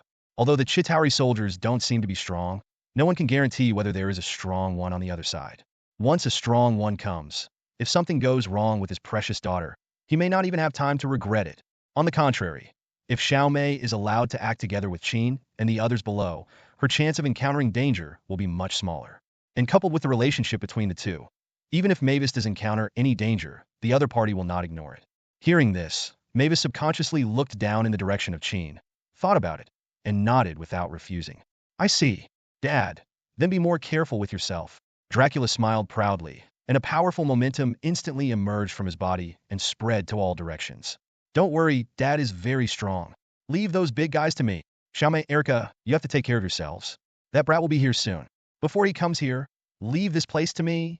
As he spoke, Dracula's body instantly turned into a streak of blood light, soared into the sky, and flew towards the warships that were wandering in the sky. Boom! The next moment, a large swath of rich blood emerged from the sky, as if dyeing the entire sky red. At the same time, a terrifying aura emerged from all around, instantly attracting the attention of Loki, who was still on top of the Stark building. Huh? What is that? Looking at the bloody sky in the distance, Loki's eyes flashed with coldness. He closed his eyes and said silently in his heart, Andrew, it's your turn. As soon as he finished speaking, a heavy and loud voice suddenly sounded from the depths of his mind. Humph! Just these little ants. We don't need to take action. They're just ants that have not even reached the level of demigods. Let these little bugs be dealt with by the executioners. Hearing this, Loki frowned slightly, then nodded slowly. That's fine. These people are really not worth your while. But you'd better be prepared at all times. This planet is not as simple as you think. You mean that young demigod who was born on this backward planet? A sneer sounded, and he said disdainfully, Wang Zhaozhao Loki, don't think that we are all demigods like you. Even one of us is a shame. Even the demigods who have just been promoted cannot defeat him. As long as that young demigod dares to appear in front of us, then today will be the day when he falls. As for your brother, since you are about to obtain infinite gems for the master, we can spare his life. As soon as he finished speaking, another voice sounded the next moment. I don't know why the master gave you this task. You can't even defeat a new demigod. Loki, you are a shame among us demigods. If it weren't for the master's order, you wouldn't have the qualifications to stand with us. Stop! At this moment, a low and hoarse voice sounded. Loki, when the two demigods arrive, you can notify us again. When the time comes, we will naturally take action. As for those ants, the executioner will clean them up. After saying this, the voice fell silent instantly. Chapter 438, The Executioner Attacks. Shocked everyone, on the top of the building, Loki opened his eyes again. A cold light flashed in his eyes. He was silent for a moment, and the corners of his mouth slowly drew a cold arc. Without saying anything else, Loki raised his head, looked at the portal above his head, and began to wait silently. He didn't let him wait long. The next moment, the sky was once again shrouded in huge amounts of shadow. Then, under the gaze of countless people, a dark golden metallic light glowed all over the body. Compared to the giant whales just now, it was even larger. Several times the size of the super giant whale slowly emerged from the portal. First, the giant head stretched out, which was as big as 300 meters. The mouth like a black hole opened, and a terrifying roar sounded. The next moment, a white air wave visible to the naked eye exploded, flying towards the head. Spread around, the air wave swept past, and the violent hurricane seemed to turn into countless wind blades. Wherever the air wave passed, countless glass exploded on the surface of the building and fell to the ground like snow. Even among the pedestrians running around on the ground, a few people's minds went blank for a moment amid the huge amounts of roar. Their eyes rolled, and they fell helplessly towards the ground. As the roar of huge amounts spread to the surroundings, it instantly attracted the attention of Qin and his party in the distance. What sound? Mavis and Erica, who had just joined Qin and the others in 090, were stunned and subconsciously turned their heads to look towards the sky. And when they saw the huge figure in the distance that covered the sky and the sun, everyone's hearts trembled, their pupils tightened, and their faces were full of surprise. What is that? Is it Chitauri's battleship too? At this moment, the giant whale finally fully stretched out its body. Its 1,000-meter-long body stretched across the sky, casting a large cloud on the ground. Everyone raised their heads and looked at the super giant figure swimming in the sky. Even if they just looked at the size of the other person, a large number of people instantly lost their thinking and stood there blankly, feeling a full sense of powerlessness in their hearts. Even the desire to continue running away completely disappeared. The next moment, hundreds of airships flew through the air, hundreds of laser beams were shot out, countless broken limbs and broken arms were scattered in all directions. Countless screams were heard, and large amounts of blood instantly dyed the ground red. Blood was flowing everywhere. Countless mutilated limbs were scattered on the ground, and corpses were lying on the ground. Combined with the surrounding ruins, it looked like a purgatory on Earth, which made people shudder. The giant whale's tail swung and swam in the direction of the group of people.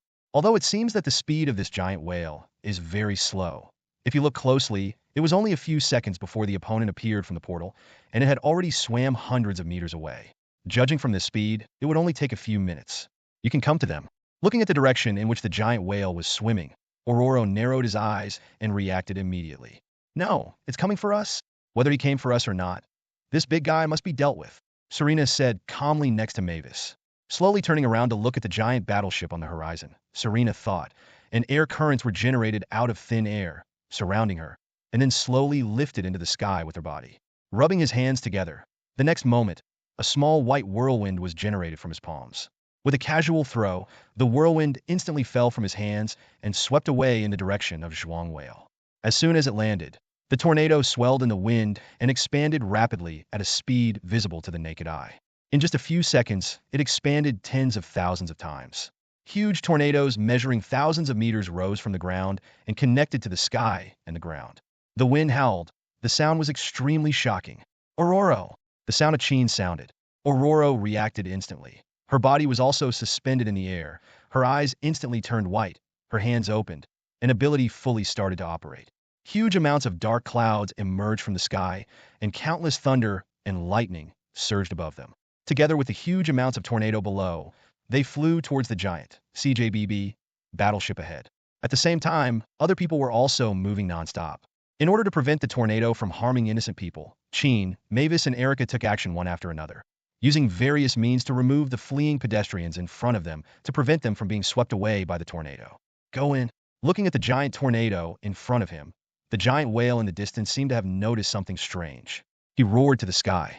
The next moment, a tiny black that flew out of the giant whale's mouth and disappeared in an instant. Boom! A terrifying sonic boom exploded instantly, and a white air wave spread from all sides. When this figure reappeared, the opponent was only 100 meters away from the tornado in front of him.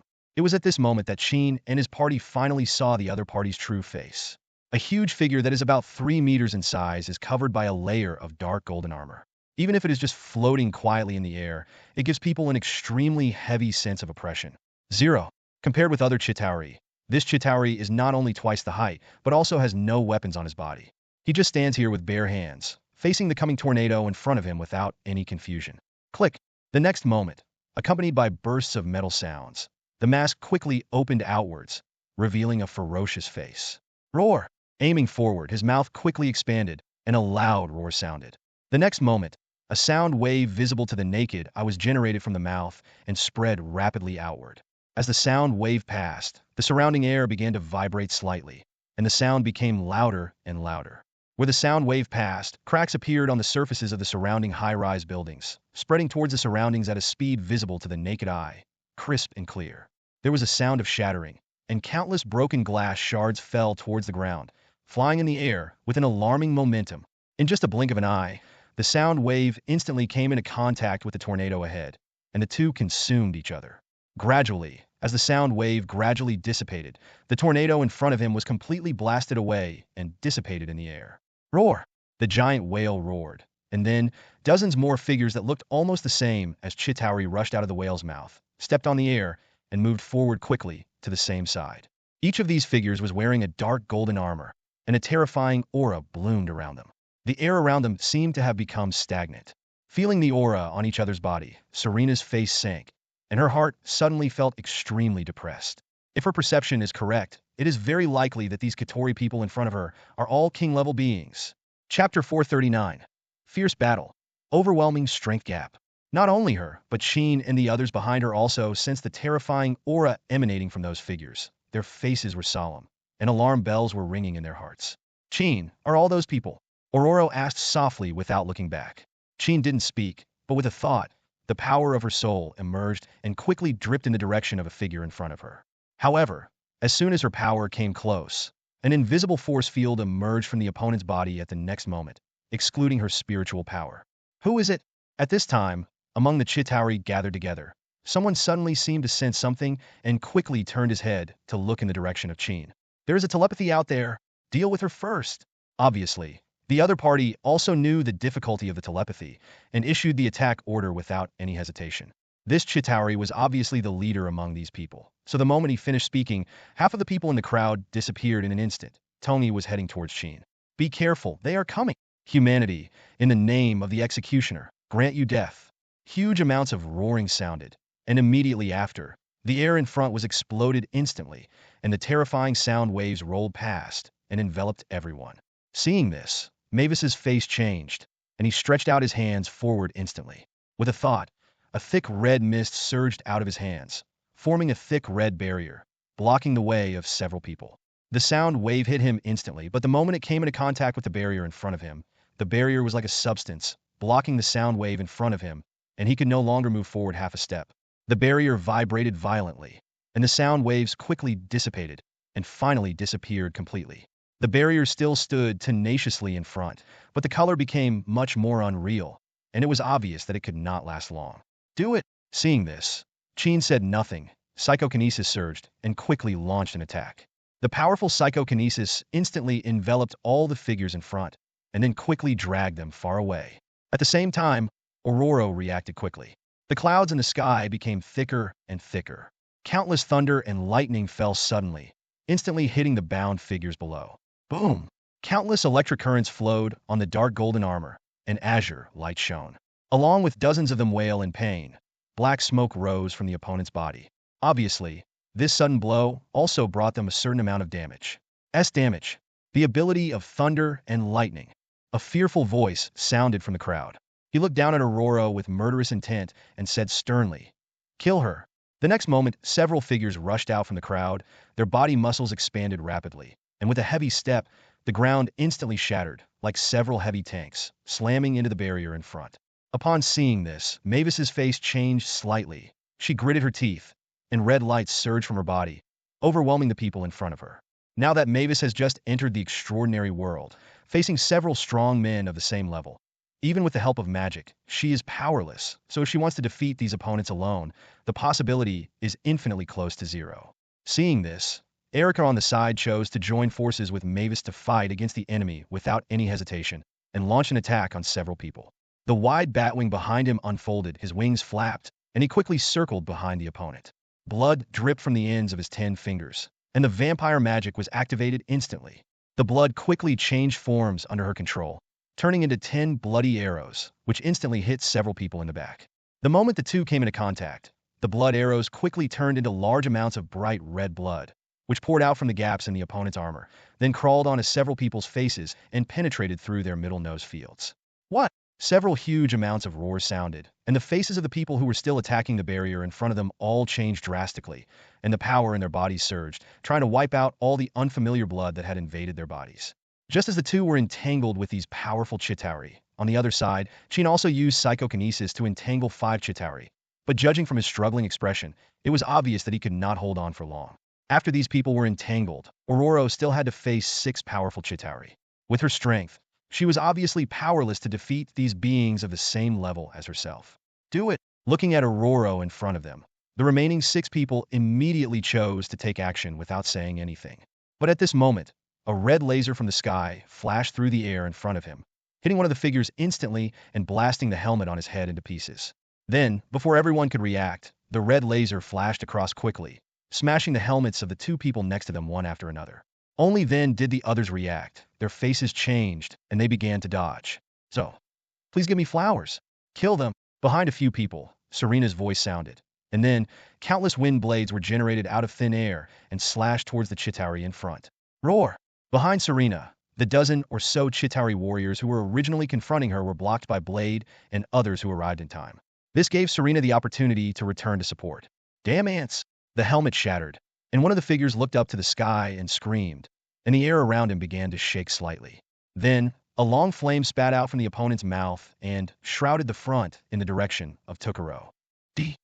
Not to be outdone, the other remaining Chitauri roared. Air or rock currents emerged from their bodies, and they immediately planned to attack. Zero.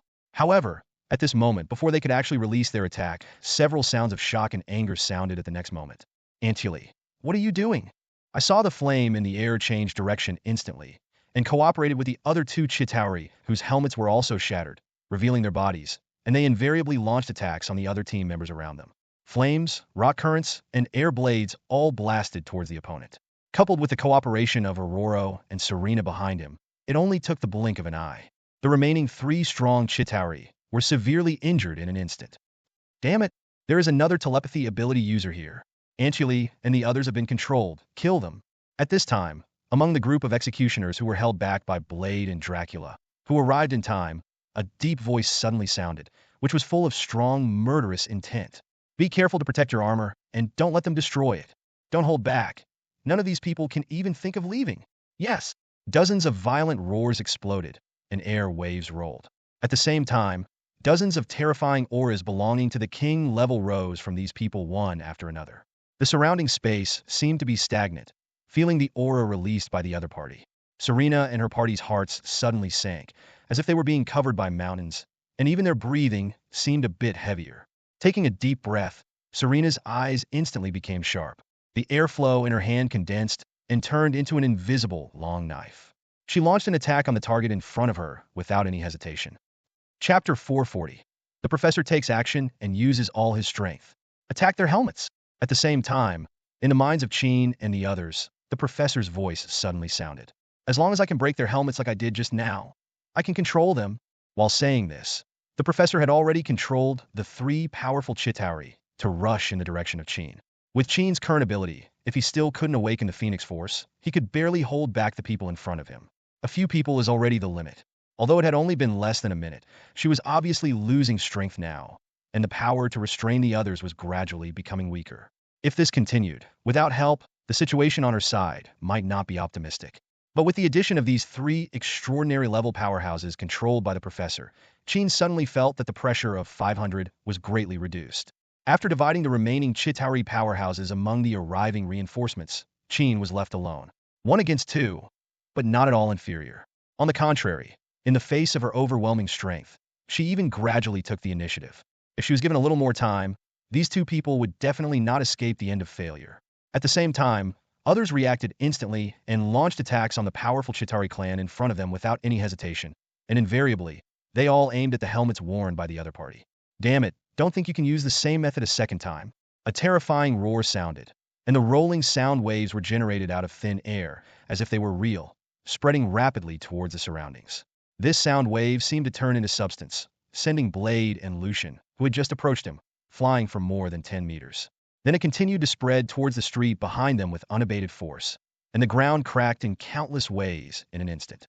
Small gaps in gravel filled the sky, covering the two of them. Just when the two people's sight was blocked, four more powerful Chitauri figures appeared behind the opponent, and they rushed out in the direction of the two people. There is also an ability for Chitauri, who prefers defense, to turn around and find Scott, who has just arrived, and entangle him tightly outside, blocking the opponent's field of vision and preventing him from continuing to attack. In addition, there was an extraordinary strong man who was obviously biased towards physical strength strengthening. Looking at Colossus striding towards him, he grinned in a ferocious arc. Without saying a word, he waved his fist and faced the opponent. Xiaomei. Seeing Mavis' predicament in the distance, Dracula roared and his body instantly turned into countless bats, trying to rush to support the opponent. However, before he could start to take action, the next moment, accompanied by waves of terrifying sound waves, it enveloped all the bats in the blink of an eye and firmly bound them in place. Don't let them go, to support. Leave them alone. As soon as he finished speaking, two more figures stepped out from behind him. Ice and flames instantly rose from each other's bodies, joining forces with the extraordinary strongman who had just used sound waves and launched an attack on Dracula in unison. Although in terms of strength, Dracula can be said to be the strongest among everyone present, but facing the siege of 3 strong men of the same level at the same time, with his strength, he can only barely remain undefeated, and he wants to free up his hands. To rescue other people, you can only do it out of your will. But this is not the full strength of this Chitauri elite force. You must know that the total number of executioners currently fighting Dracula and his party is about 24, and the total number of executioners who came here just now is a full 30. Therefore, apart from these people, there are still 6 executioners standing on the field today and have not joined the battle. But this is only temporary. Once these people take action, it will be like the last straw that breaks the camel's back. With the power of Dracula and the others now, there is absolutely no way to resist it. Everyone is very clear about this. But they also understand that if they want to break the current predicament, they have only one choice. That is to find a way to break the helmets on the heads of the Chitauri in front of them. Once their helmets are destroyed, the professor who has been monitoring them from a distance will have a chance. As long as they can successfully control some people, then they will be considered successful. Hope for a comeback. It is precisely because they understood this that whether it was Dracula, Blade, Lucian, or Selena and his party, their attacks began to become more and more crazy. In addition to Chen and other mutants, Serena and the rest of the Blood Clan completely ignored their own injuries and exchanged injuries for injuries. They continued to attack each other's helmets, causing several people to roar incessantly and wanted to fight back, but because there were people with psychic abilities like the professor behind them, they were afraid and had to dodge for 10 seconds, but they were all at a disadvantage. The reason why they dare to choose this method is because after Chen Luo's blood transformation, their recovery ability has been enhanced by huge amounts of. Not to mention that the normal wounds can be restored to their original state in just a few seconds. Even if they're like injuries as severe as a broken limb can be fully recovered in less than an hour.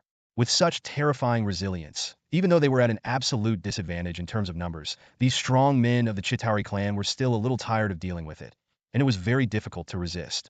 Waste! Among the 6 figures who were watching the battle at this moment, one person suddenly snorted coldly, and a terrifying aura suddenly rose. He turned to look at the others and said coldly, "You guys should do it too. We must get rid of these ants as soon as possible. Don't keep Father and the others waiting." "Yes, Master Mona." The remaining 5 people nodded in unison. Without saying a word, 5.6 quickly rushed towards Dracula, and together with the previous 3 people, they formed a circle in unison, surrounding Dracula. Looking at the 8 figures in front of him, Dracula's heart sank, and his face became extremely solemn. He had already used up all his energy when he was entangled with the 3 strong Chitauri men. Now, with 5 other strong men of the same level attacking him, he was instantly shaken by the outcome of this battle. Shrouded in shadow, he has never felt it so strongly. Maybe at this moment, he will truly fall. Looking at Dracula surrounded by them, the 8 people said nothing nonsense.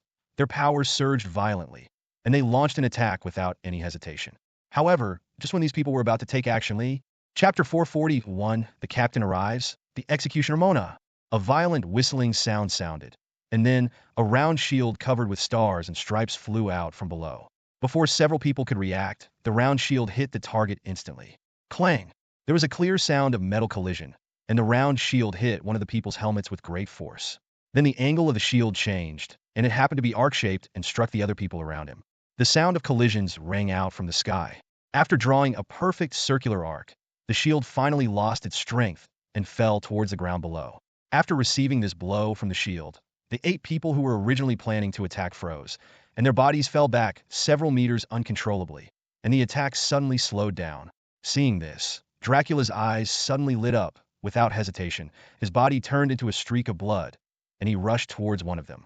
Before the man could react, the next moment, Dracula appeared in front of him instantly, with red light lingering in his hands, and he clasped tightly on the helmet worn by the opponent's head, and the magic instantly exploded with all his strength. Come, break! The next moment, with a huge amount of violent sound, the 02 helmet instantly shattered. As the helmet was destroyed, the opponent's true face was instantly exposed to the air. It was at this moment that an invisible spiritual power suddenly emerged and invaded the minds of the 2 Chitauri. In just a blink of an eye, the 2 of them successfully fell into the hands of the teacher. As if they had a telepathic connection, after doing all this, the professor and Dracula rushed in the direction of the other 4 Chitauri. In a moment, 6 of the original 8 strong Chitauri clan members were gone, leaving only the 2 of them still stood aside. They deliberately wanted to break into the battle to provide support, but before they could take action, a round shield shot out from below again and hit one of them directly. At the same time, a dazzling energy cannon from the sky thundered through the air in front of him and instantly hit the chest of another person. attracting the other person's attention. Looking carefully on the street below Dracula, there is a car on the roof. Steve finally arrived belatedly, and just when Dracula was about to fall into despair, he took action to rescue him in time. Not far from Steve, after a full-speed flight, Tony finally arrived on the battlefield. When he saw the situation in the field at this moment, he fired an energy cannon without hesitation and joined Steve in the battle. During the battle, it seems I came in time. Tony was floating in the sky, looking at the battlefields ahead. A solemn look flashed in his eyes, and he spoke seemingly casually. Tony, don't be careless. Steve's voice sounded. He raised his head and looked at the still motionless figure in the sky. Feeling the aura that was as heavy as a mountain emanating from him, his heart tightened secretly. Pulling himself together, Steve said solemnly, "No matter what, we must hold them back. As long as Chen Luo and the others come over, the final victory will definitely belong to us 85. I know this kind of thing even if you don't tell me." Tony chuckled, and then his body instantly burst forward. Energy cannons fired from his palms alternately, and he got entangled with one of the powerful Chitauri. Snort! Looking at Steve's figure below, the last remaining Chitauri strongman snorted coldly, with murderous intent rising from his body, and aimed below. Without hesitation, it was a terrifying sonic attack. It turned into substantial sound waves that vibrated the surrounding space, and came to Steve in an instant. Seeing this scene, Steve's heart skipped a beat, and then he immediately raised his shield to block the front. The moment the sound wave hit the shield, a surprising scene happened. This shield seemed to be able to absorb sound waves. Substantial ripples dissipated at a speed visible to the naked eye, and finally disappeared completely without causing any harm to the shield. As for Steve behind the shield, the same was undoubtedly the case. Isn't scathed. Seeing this scene, the other party's eyes narrowed, and surprise emerged in his heart. Before he could react, the next moment, behind him, the figure that had stood still and had never participated in the battle finally made a sound again. Interesting metal. Vig, kill him, and take away his shield. Yes. Wega nodded slightly and responded respectfully. The body slowly descended towards the ground and came to Steve. A cold light flashed in Vig's eyes, and he opened his mouth again. With a thought in his mind, the next moment, a terrifying sound wave emerged out of thin air again, shrouding the front. Boom! Steve raised the shield to resist. However, although the shield in his hand, made of sound-absorbing steel, could absorb the energy emitted by the sound waves, the ground under his feet was not immune. Under the opponent's terrifying sonic attack, the ground shook violently, accompanied by with a low hum. The ground gradually cracked, and countless cracks appeared under Steve's feet. And as time went by, Vig's sonic attack showed no sign of decline. With his constant attacks, the ground beneath Steve's feet is rapidly cracking. It was as if now, a huge invisible crack passed under his feet. The earth trembled slightly, and the crack was gradually expanding to both sides, as if it was going to be swallowed into the abyss below the crack. Looking at the scene happening under his feet, Steve's face changed slightly, and he wanted to avoid it, but because he had to resist the attack of 560 sound waves in front of him, Steve couldn't move at this moment. He could only watch the cracks under his feet getting bigger and bigger. A heart keeps sinking. Team leader. Noticing this scene, Tony's face became anxious, and he quickly took out a short gap, and the metal on his chest moved to both sides, revealing the densely packed launch holes. As a line of green smoke emerged, Tony instantly fired a cannonball in the direction of Vig, hoping to attract the other party's attention and help Steve out of the predicament. Boom! However, at this moment, the figure who had been watching on the wall without making any movement suddenly took action. The eye mask opened and a flash of scarlet color quickly appeared in his eyes. The next moment, two lava-like red lasers shot out suddenly, spanning 100 meters in the blink of an eye, and accurately hit the cannonball fired by Tony. The terrifying heat vision carried an astonishing high temperature, but as soon as it came into contact, the cannonball melted instantly and turned into a pool of red liquid, falling powerlessly towards the ground. Humans, you have no right to interfere in their battles. If there is another time, I, the executioner Mona, the son of the demigod Andrew, will grant you death. Hearing this, Tony said nothing. He glanced at the puddle of red liquid on the ground that was melted by the heat vision. His heart sank, and his face instantly became extremely solemn. Chapter 442. Fierce Battle, Desperate Situation. At this time, the Chitauri strongman who was entangled with Tony suddenly sneered and said, "Aunt, you should feel lucky. Master Mona hasn't taken action yet, and you still seem to have a slight chance of winning. But even if you try your best, you can only do so much. Let's see how long you can hold on now." Tony said nothing, his heart growing heavier. With Tony's wisdom, he is naturally very clear about the current situation on the battlefield. With their current strength, facing the siege of extraordinary powerhouses several times their own, it is already very difficult for them to remain undefeated, and the chance of winning is even slimmer. And this was before the leader of the opponent's force took action. Judging from the ability shown by the opponent just now, the power of the heat vision has been initially analyzed by JRVS. If you want to be able to melt your own cannonball, and in such a short period of time, according to JRVS's calculations, the temperature contained in it must have reached at least 6,000 degrees Celsius. This has reached the temperature of the surface of the sun. Even if his battle suit comes into contact with the opponent's heat line of sight, it will probably melt instantly. With such a terrifying attack power, even Scott Cyclops is far inferior. Whether it is impact force or temperature, there is a huge amount of difference. If these two people were to fight, I am afraid that they would be victorious in just one face-to-face. Burden, and this is just a random shot by the opponent. It is still unknown what abilities and trump cards it has, but judging from the awe of the Chitauri strongman in front of him, it is obvious that the opponent's strength is far higher. There are many of them. Once the other party is allowed to participate in the battle, they may not be able to maintain the current situation. If no one else comes to support them, they will be in a desperate situation soon. Therefore, based on this consideration, neither Tony nor the professor and others who were watching the battle at any time dared to act rashly against the threat of the strong Chitauri man named Mona. They could only grit their teeth and attack more and more fiercely, hoping to defeat the enemy in front of them as soon as possible, so as to jointly fight against Mona. Only in this way can they have any hope of making a comeback. But things often don't go as expected. Faced with the opponent in front of him, Tony's side may be able to deal with it for a while, but for people in other battlefields, as time goes by, they are also becoming more and more unsupportive. Boom! With a dull, loud noise, Colossus fell heavily from the sky, smashing a huge amount of deep pit into the ground. The surface of his body turned red. Even though his body was now covered with steel, Colossus faced the high temperature of the flames. Still couldn't help but put on the mask of pain, and couldn't help but let out bursts of painful roars. On the other side, even though Mavis and Erica had tried their best to stop them, they were still gradually losing to the four experienced warriors of the same level in front of them, if it weren't for Blood Clan's super recovery. If you don't support it with all your strength, I'm afraid you will be defeated long ago. Seeing the situation Mavis and the others were facing, the expressions of Chen and others on the side changed, and they wanted to rescue them. However, their actions were noticed by the opponents in front of them, and they immediately attacked with all their strength to block them, without letting them go at all. There is an opportunity to help. They knew very well that as long as they waited for their companions to successfully deal with each other, and then free up their hands to support this side, the situation would inevitably tilt towards their side. By then, the final winner of this war would eventually be belongs to them. Humans. From today on, this planet will probably have a different owner. Huge amounts of roars sounded, and the terrifying sound waves spread rapidly to the surroundings. The Chitauri in front of Steve walked forward step by step. With every step he took, the sound waves became louder and louder, and the cracks in the ground beneath his feet expanded rapidly, and at any time bury the enemies above. Without saying a word, Steve supported the shield with one hand and pulled hard behind him with the other hand. In an instant, he tore off the car door behind him and threw it forward. However, just after it flew out of his hand, under the influence of the sound waves in front, the car door made harsh metal friction sounds and then instantly shattered into countless fragments, passing past Steve and going straight through the car behind him. And then they were inserted into the ground behind them, and there was no more movement. Roar! In front of Mavis, accompanied by two huge amounts of roars, the two figures doubled in size again. Two huge figures with a height of more than one floor stepped forward and stepped heavily in the direction of Mavis.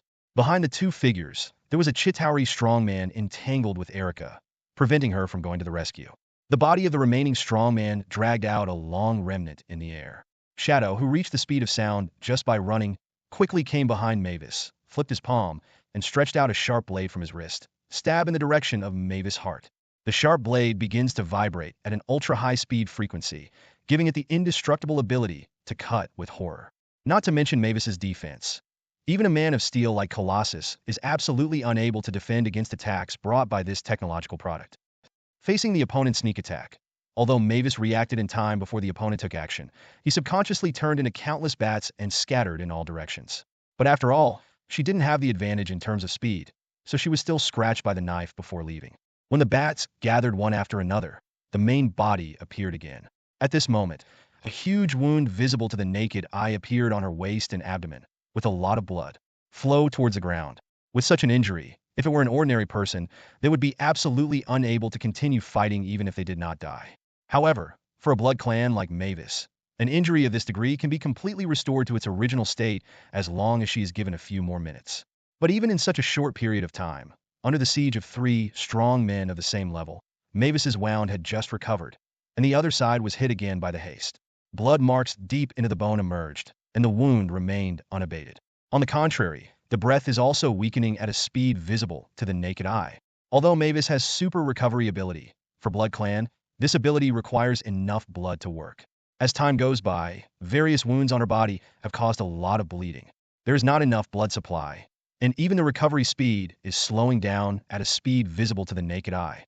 If it continues at this rate, it will take less than a minute, and when her blood runs out, that will be the moment she truly falls. Xiaomei, not far away, Dracula, who was fighting with the 2 powerful Chitauri men controlled by the professor and the other 4 powerful men of the same level, finally discovered the situation here. His eyes were split, and his eyes instantly turned red. No longer caring about anything else, his body turned into a bloody light, desperate to go to the rescue. You can't leave. However, at this moment, Mona sneered and took action again. 2 red heat visions instantly emitted from his eyes, sweeping towards the bloody light in front of him. With the high temperature contained in these heat visions, if he was hit by this blow, Dracula would be seriously injured in an instant. If this blood light is completely evaporated by the high temperature, there is a risk of dying at any time. However, at this critical moment, a sudden change occurred at the next moment. Chapter 443. Powerful heat vision. Heart-pounding Chen Luo. Roar! A terrifying roar suddenly sounded from behind him, and before he could react, a huge fist wrapped in green skin slashed through the air in front of him and hit him in the back instantly. Huge amounts of power surged out, and in the blink of an eye, Mona turned into a meteor and streaked across the sky, disappearing in front of everyone in an instant. Under Hulk's sudden blow, the heat vision released by Mona also naturally changed its direction as the opponent's body turned, and passed by Tony, plowing a long ravine on the ground, and then finally gradually dissipated. But this is just the beginning. With the sudden appearance of Hulk, a figure suddenly emerged from the air next to Mavis. Just when the high-frequency vibrating knife in the hand of the speedster was about to touch the target, the figure finally took action. As a bloody light flashed, the next moment, an arm wrapped in dark golden armor was instantly disconnected from the opponent's body, spraying out a large amount of blood, and fell powerlessly towards the ground. DB! A painful roar sounded, but it did not last for a second. The next moment, a palm of huge amounts suddenly came out, pinched the helmet on the opponent's face, and forcibly lifted it 190 degrees into the air. You deserve to die. Chen Luo's face was calm. Murderous intent emerged in his eyes. He flipped his other hand, and the blood cup that had not appeared for a long time appeared in his hand again. With a thought, a ray of blood burst out of the body and turned into a blood sickle in the air, swiping across the waist of the person in front of him and instantly cutting him into 2 pieces. A large amount of blood flowed out, and under Chen Luo's control, it poured out of the opponent's body, and then fell into the blood cup in his hand. Under the influence of the blood cup, the blue blood that originally belonged to Chitauri is now turning towards bright red. He casually threw the corpse that had turned into a mummy aside. With a thought, the bloody sickle in the air quickly turned into the air in front of him. In just a blink of an eye, it instantly appeared behind the 2 Chitauri in front of Mavis.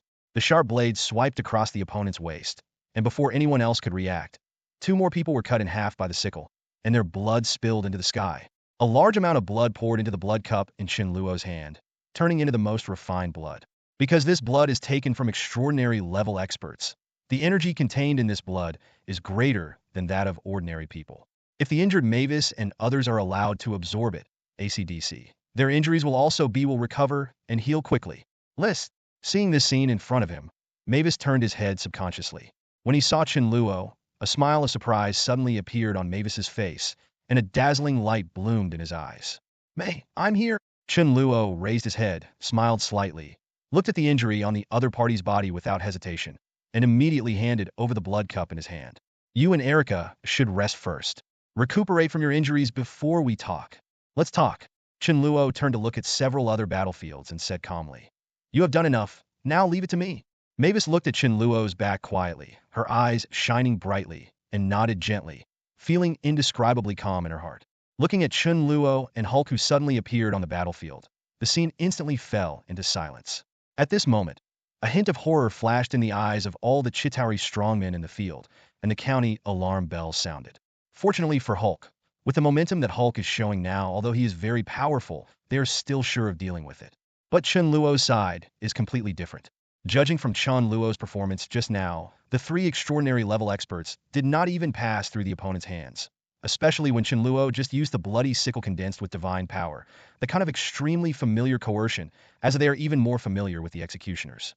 As the most elite force among the Chitauri clan, except for demigods, they have been staying with the 5 demigods among the Chitauri clan all year round. So naturally they are very aware of the fluctuations in the divine power of the demigods. But, coupled with Chen Luo's overwhelming strength, there is no doubt that what they will face this time must be a genuine demigod. As for what kind of power the demigods possess, they know very well that it is an existence that they absolutely cannot resist.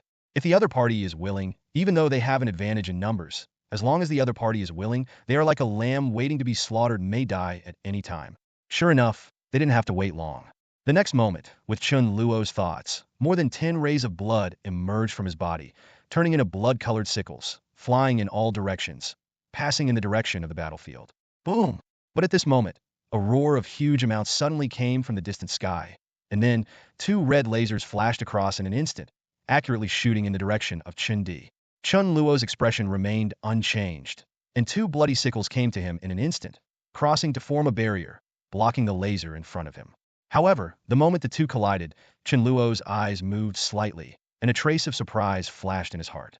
Because in the 2 lasers in front of him, Chen Luo could clearly feel that his divine power was faintly melting, which showed how terrifying its attack power was.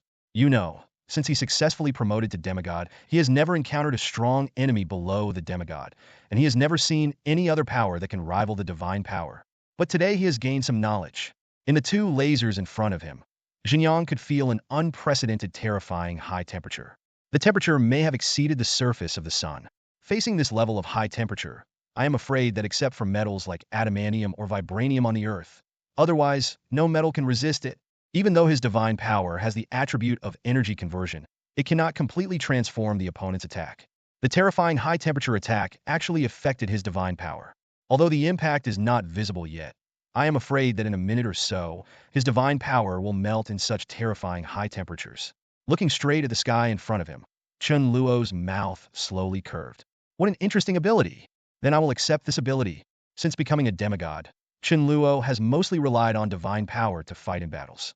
The ability he obtained through the Blood Cup was used to abuse people like Thor Lauf when fighting against those who are less than demigods. For such a powerful demigod, all these abilities are dispensable. But this ability is different. Judging from the destructive power it showed just now, it can definitely cause damage even to demigods. Moreover, Chen Luo seemed to have obtained a Cyclopes-like ability, like Scott long ago. Now the appearance of this strong Chitauri man has perfectly satisfied his expectations.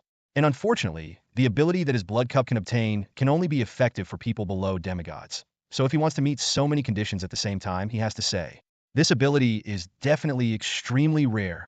It is precisely because he understands the preciousness of this ability that Chen Luo will never let go of this opportunity no matter what. Chapter 444 Instant Kill. Sudden Hidden Mission. Chen, be careful. Seeing the 2 lasers that suddenly appeared in front of him, the professor who was still watching the battle from a distance suddenly changed his expression, and the power of his mind entered Chen Luo's mind, and he warned. However, before he had time to remind him, the next moment, Chen Luo disappeared from the spot. On the horizon, Mona had just flown back from a distance. After seeing Chen Luo killing people among them, his expression suddenly changed. Without any hesitation, he activated his ability. His heat vision streaked through the air and shot straight in the direction of Chen Luo.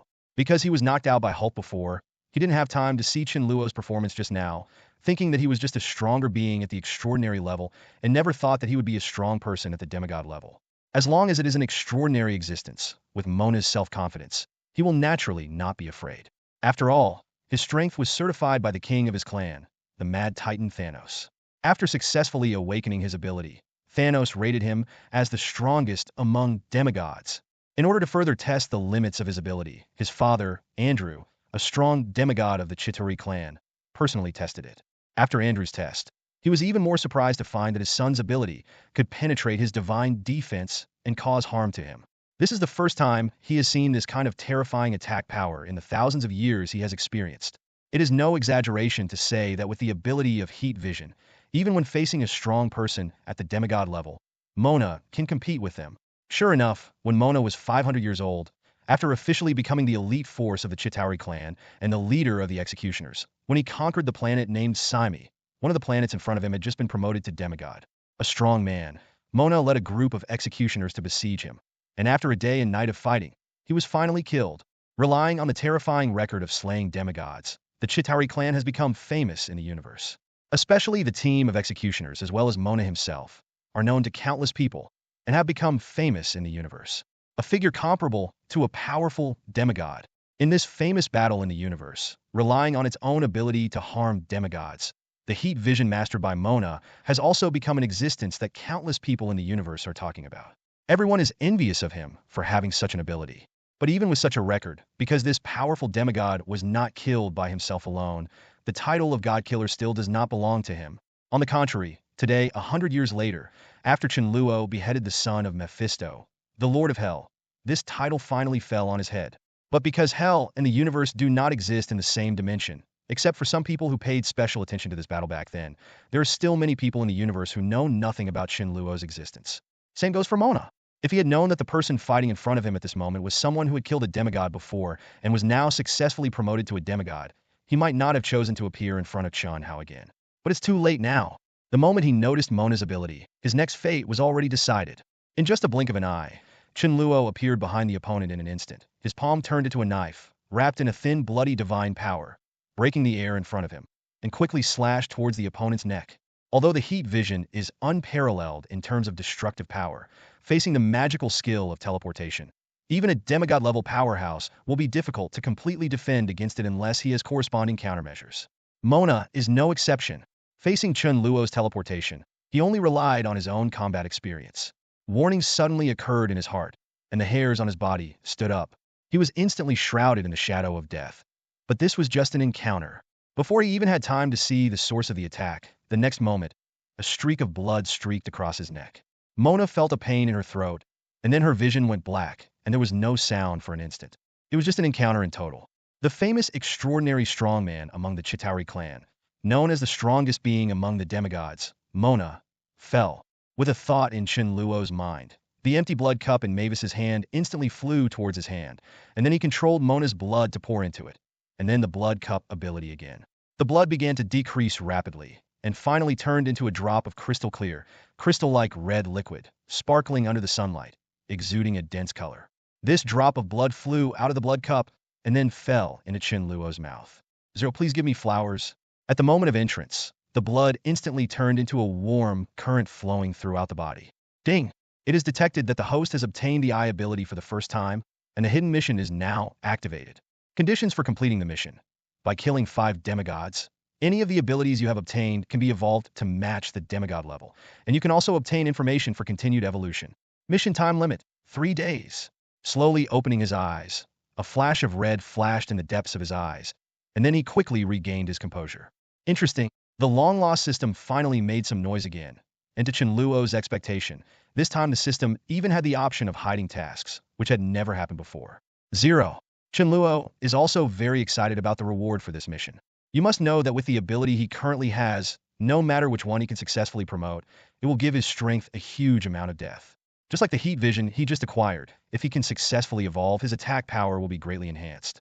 With the terrifying attack power of heat vision, he may even be able to cause damage to real gods. But if you want to complete this mission, you need to kill 5 powerful demigods within 3 days.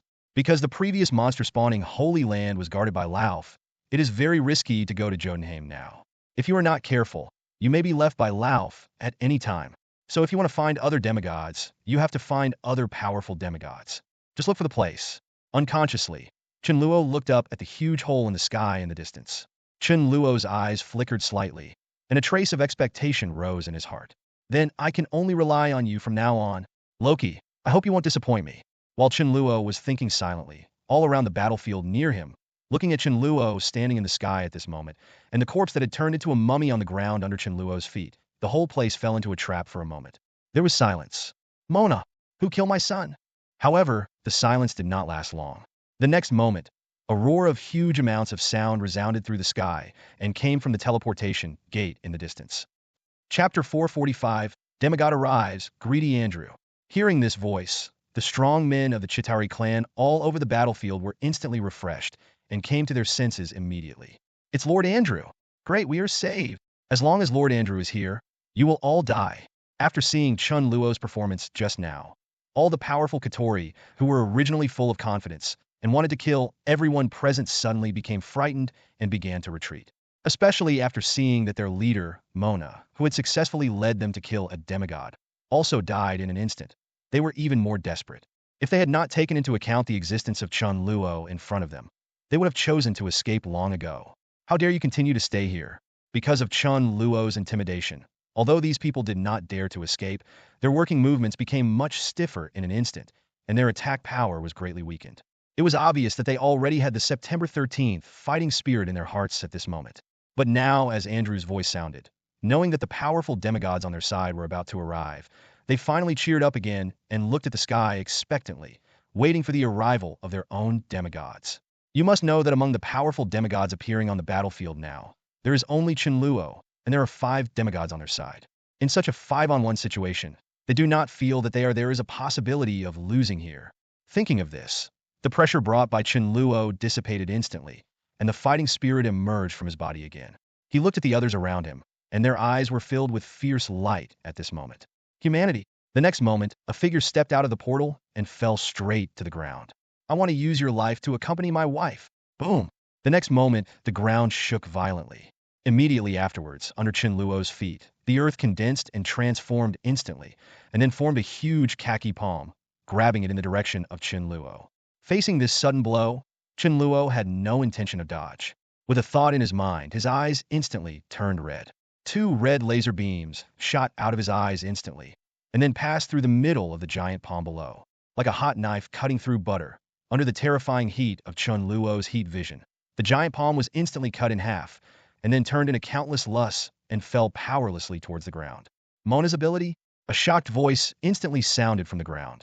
At some point at this moment, Andrew had quietly appeared on the ground at Chen Luo's feet, looking at Chen Luo's performance above, through the ground. When he saw Chen Luo using Mona's signature ability, Andrew's eyes were instantly shocked. Fill up.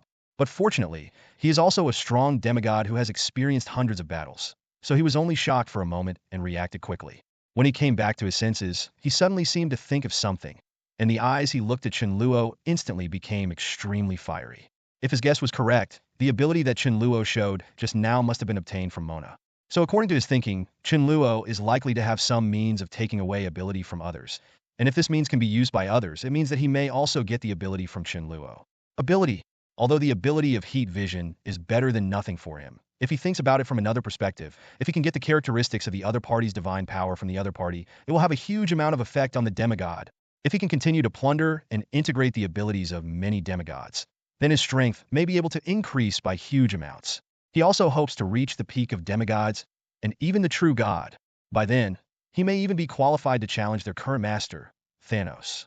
Even though the Chitauri clan now has huge amounts of fame in the universe, even so, they cannot escape the fact that they have a master above them.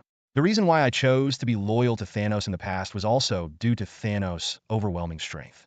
As a powerful demigod with 5 demigods, the Chitauri clan is also famous in the universe. If they can have the opportunity to be independent from the opponent, they definitely couldn't let it go. But now in Andrew's view, Chen Luo has the possibility of setting them free. As long as they can get the means to plunder the ability from Chen Luo, then they may have a chance to go further.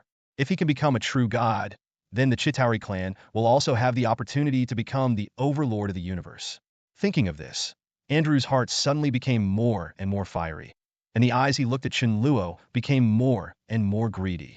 Human, tell me why you have the means of Mona ability. If you are willing to give it to me, I can make the decision, spare your life, and let you join our Chitauri medicine. This is your last chance, human. If you choose to refuse, don't blame me for being rude. Hearing this voice, Chen Luo sneered, his eyes turned red again, and he slammed towards the ground under his feet. The terrifying high temperature instantly penetrated and melted the ground. On the surface of the earth, the lust quickly transformed into magma form, and then flowed down deep underground. Boom! The next moment, along with a violent shaking, the earth suddenly began to collapse inward. On the streets within a radius of 100 meters, the original asphalt pavement was instantly buried by lust, forming a huge pit about tens of meters deep. Immediately afterwards, 2 giant lust fists about 100 meters long emerged from the ground. The surface of the fists was covered with a layer of earth-yellow light. The ground rumbled. As the giant fists were swung, it seemed like 2 heavy mountains were flying across the ground. Come on, just looking at it from a distance gives people an extremely heavy oppressive force. Seeing the opponent's attack, Chen Luo frowned slightly, but did not choose to resist forcefully. With a thought in his mind, he disappeared in an instant. The blow missed, and looking at Chen Luo, who suddenly disappeared, deep underground, Andrew was stunned for a moment, and then his eyes became even more greedy. Teleport? He is also very clear about the preciousness of this ability. If he can get this ability from Chen Luo, it will also be of huge amounts of help to him. Thinking of this, he couldn't help but become more eager. But before he could make a move, the next moment, Chen Luo suddenly emerged from the air, standing on the edge of the pit, without any hesitation, and punched the ground with 10 heavy fists. Boom! Using the energy conversion ability, the long-established energy surged deep into the ground. The terrifying energy exploded like a volcano erupting. The ground rumbled and trembled violently, and then the deep pit in front of Chen Luo exploded. It exploded, and endless sand and gravel rose into the sky, covering the sky and the earth. At the same time, a thick bloody light poured into the ground, turning into a bloody sickle, breaking through the land in front of it, wandering around as if looking for something. The next moment, Chen Luo seemed to have discovered something. The corners of his mouth curved, and he spoke softly. Got you. Chapter 446. Thor takes action, and the demigod falls. Along with the sand, gravel, and lust rising into the sky, a streak of blood flashed past, as if it had touched something, making a dull sound, and the blood instantly shattered and decomposed. Boom! Two thermal sights followed closely, shooting straight forward along the position where the sound came from. Under the impact of huge amounts of impact, a khaki-colored sphere with a diameter of about 3 meters flew out of it instantly and was completely separated from the ground. The lust fell back towards the ground again. Looking at the sphere suspended in the sky, Chen Luo said nothing.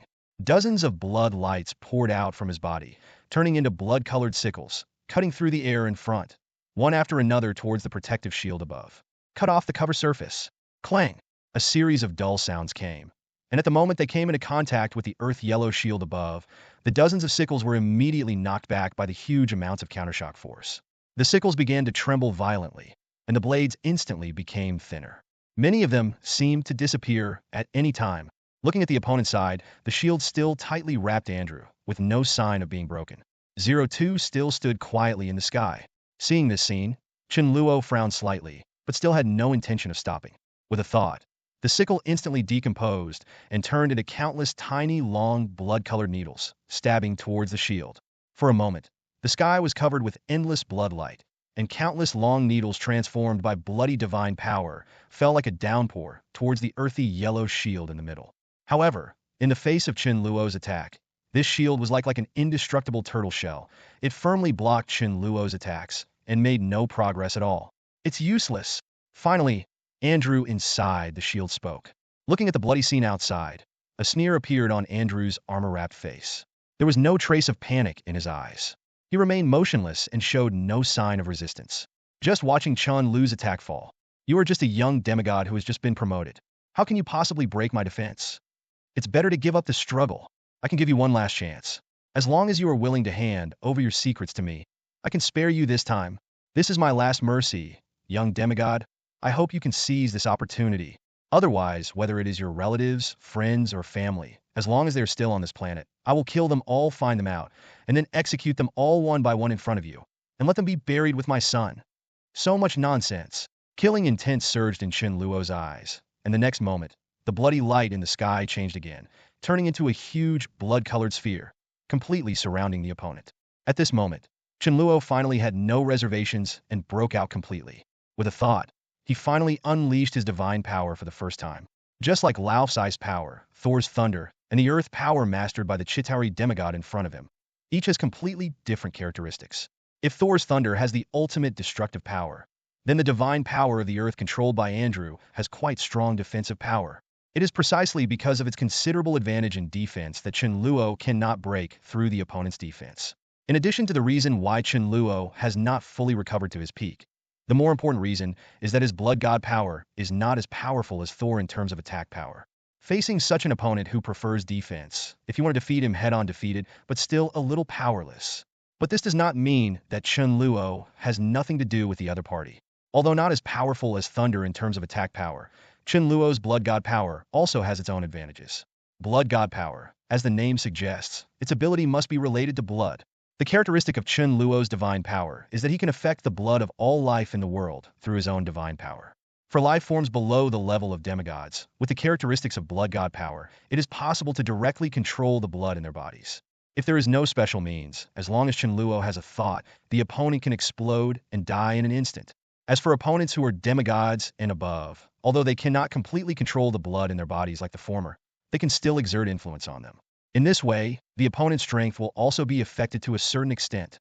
The reason why this kind of magical power was born during promotion, Chen Luo thinks about it, is probably related to his identity as the Blood Clan. As an integration of the bloodlines of vampires and evil spirits, the Source Blood Clan not only completely eliminates the weakness of fear of sunlight, but also has physical fitness and recovery abilities beyond ordinary people. Not only is its lifespan comparable to that of the Aesir gods like Thor, but it is also capable of awakening blood ghost skills like those of the Mutant Clan.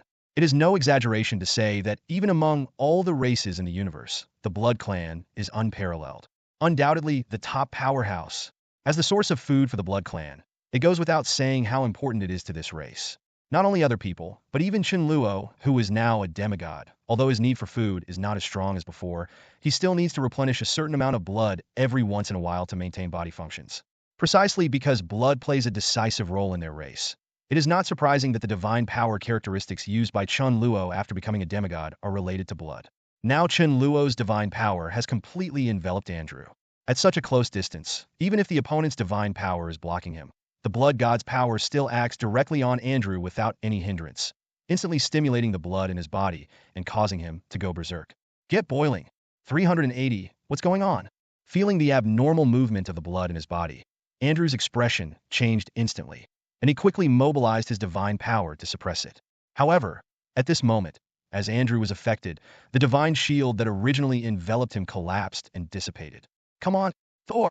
Feeling the scene inside, Chen Luo removed the superficial divine power without any hesitation and spoke in a deep voice. Thunder! The next moment, the sky was suddenly covered with dark clouds.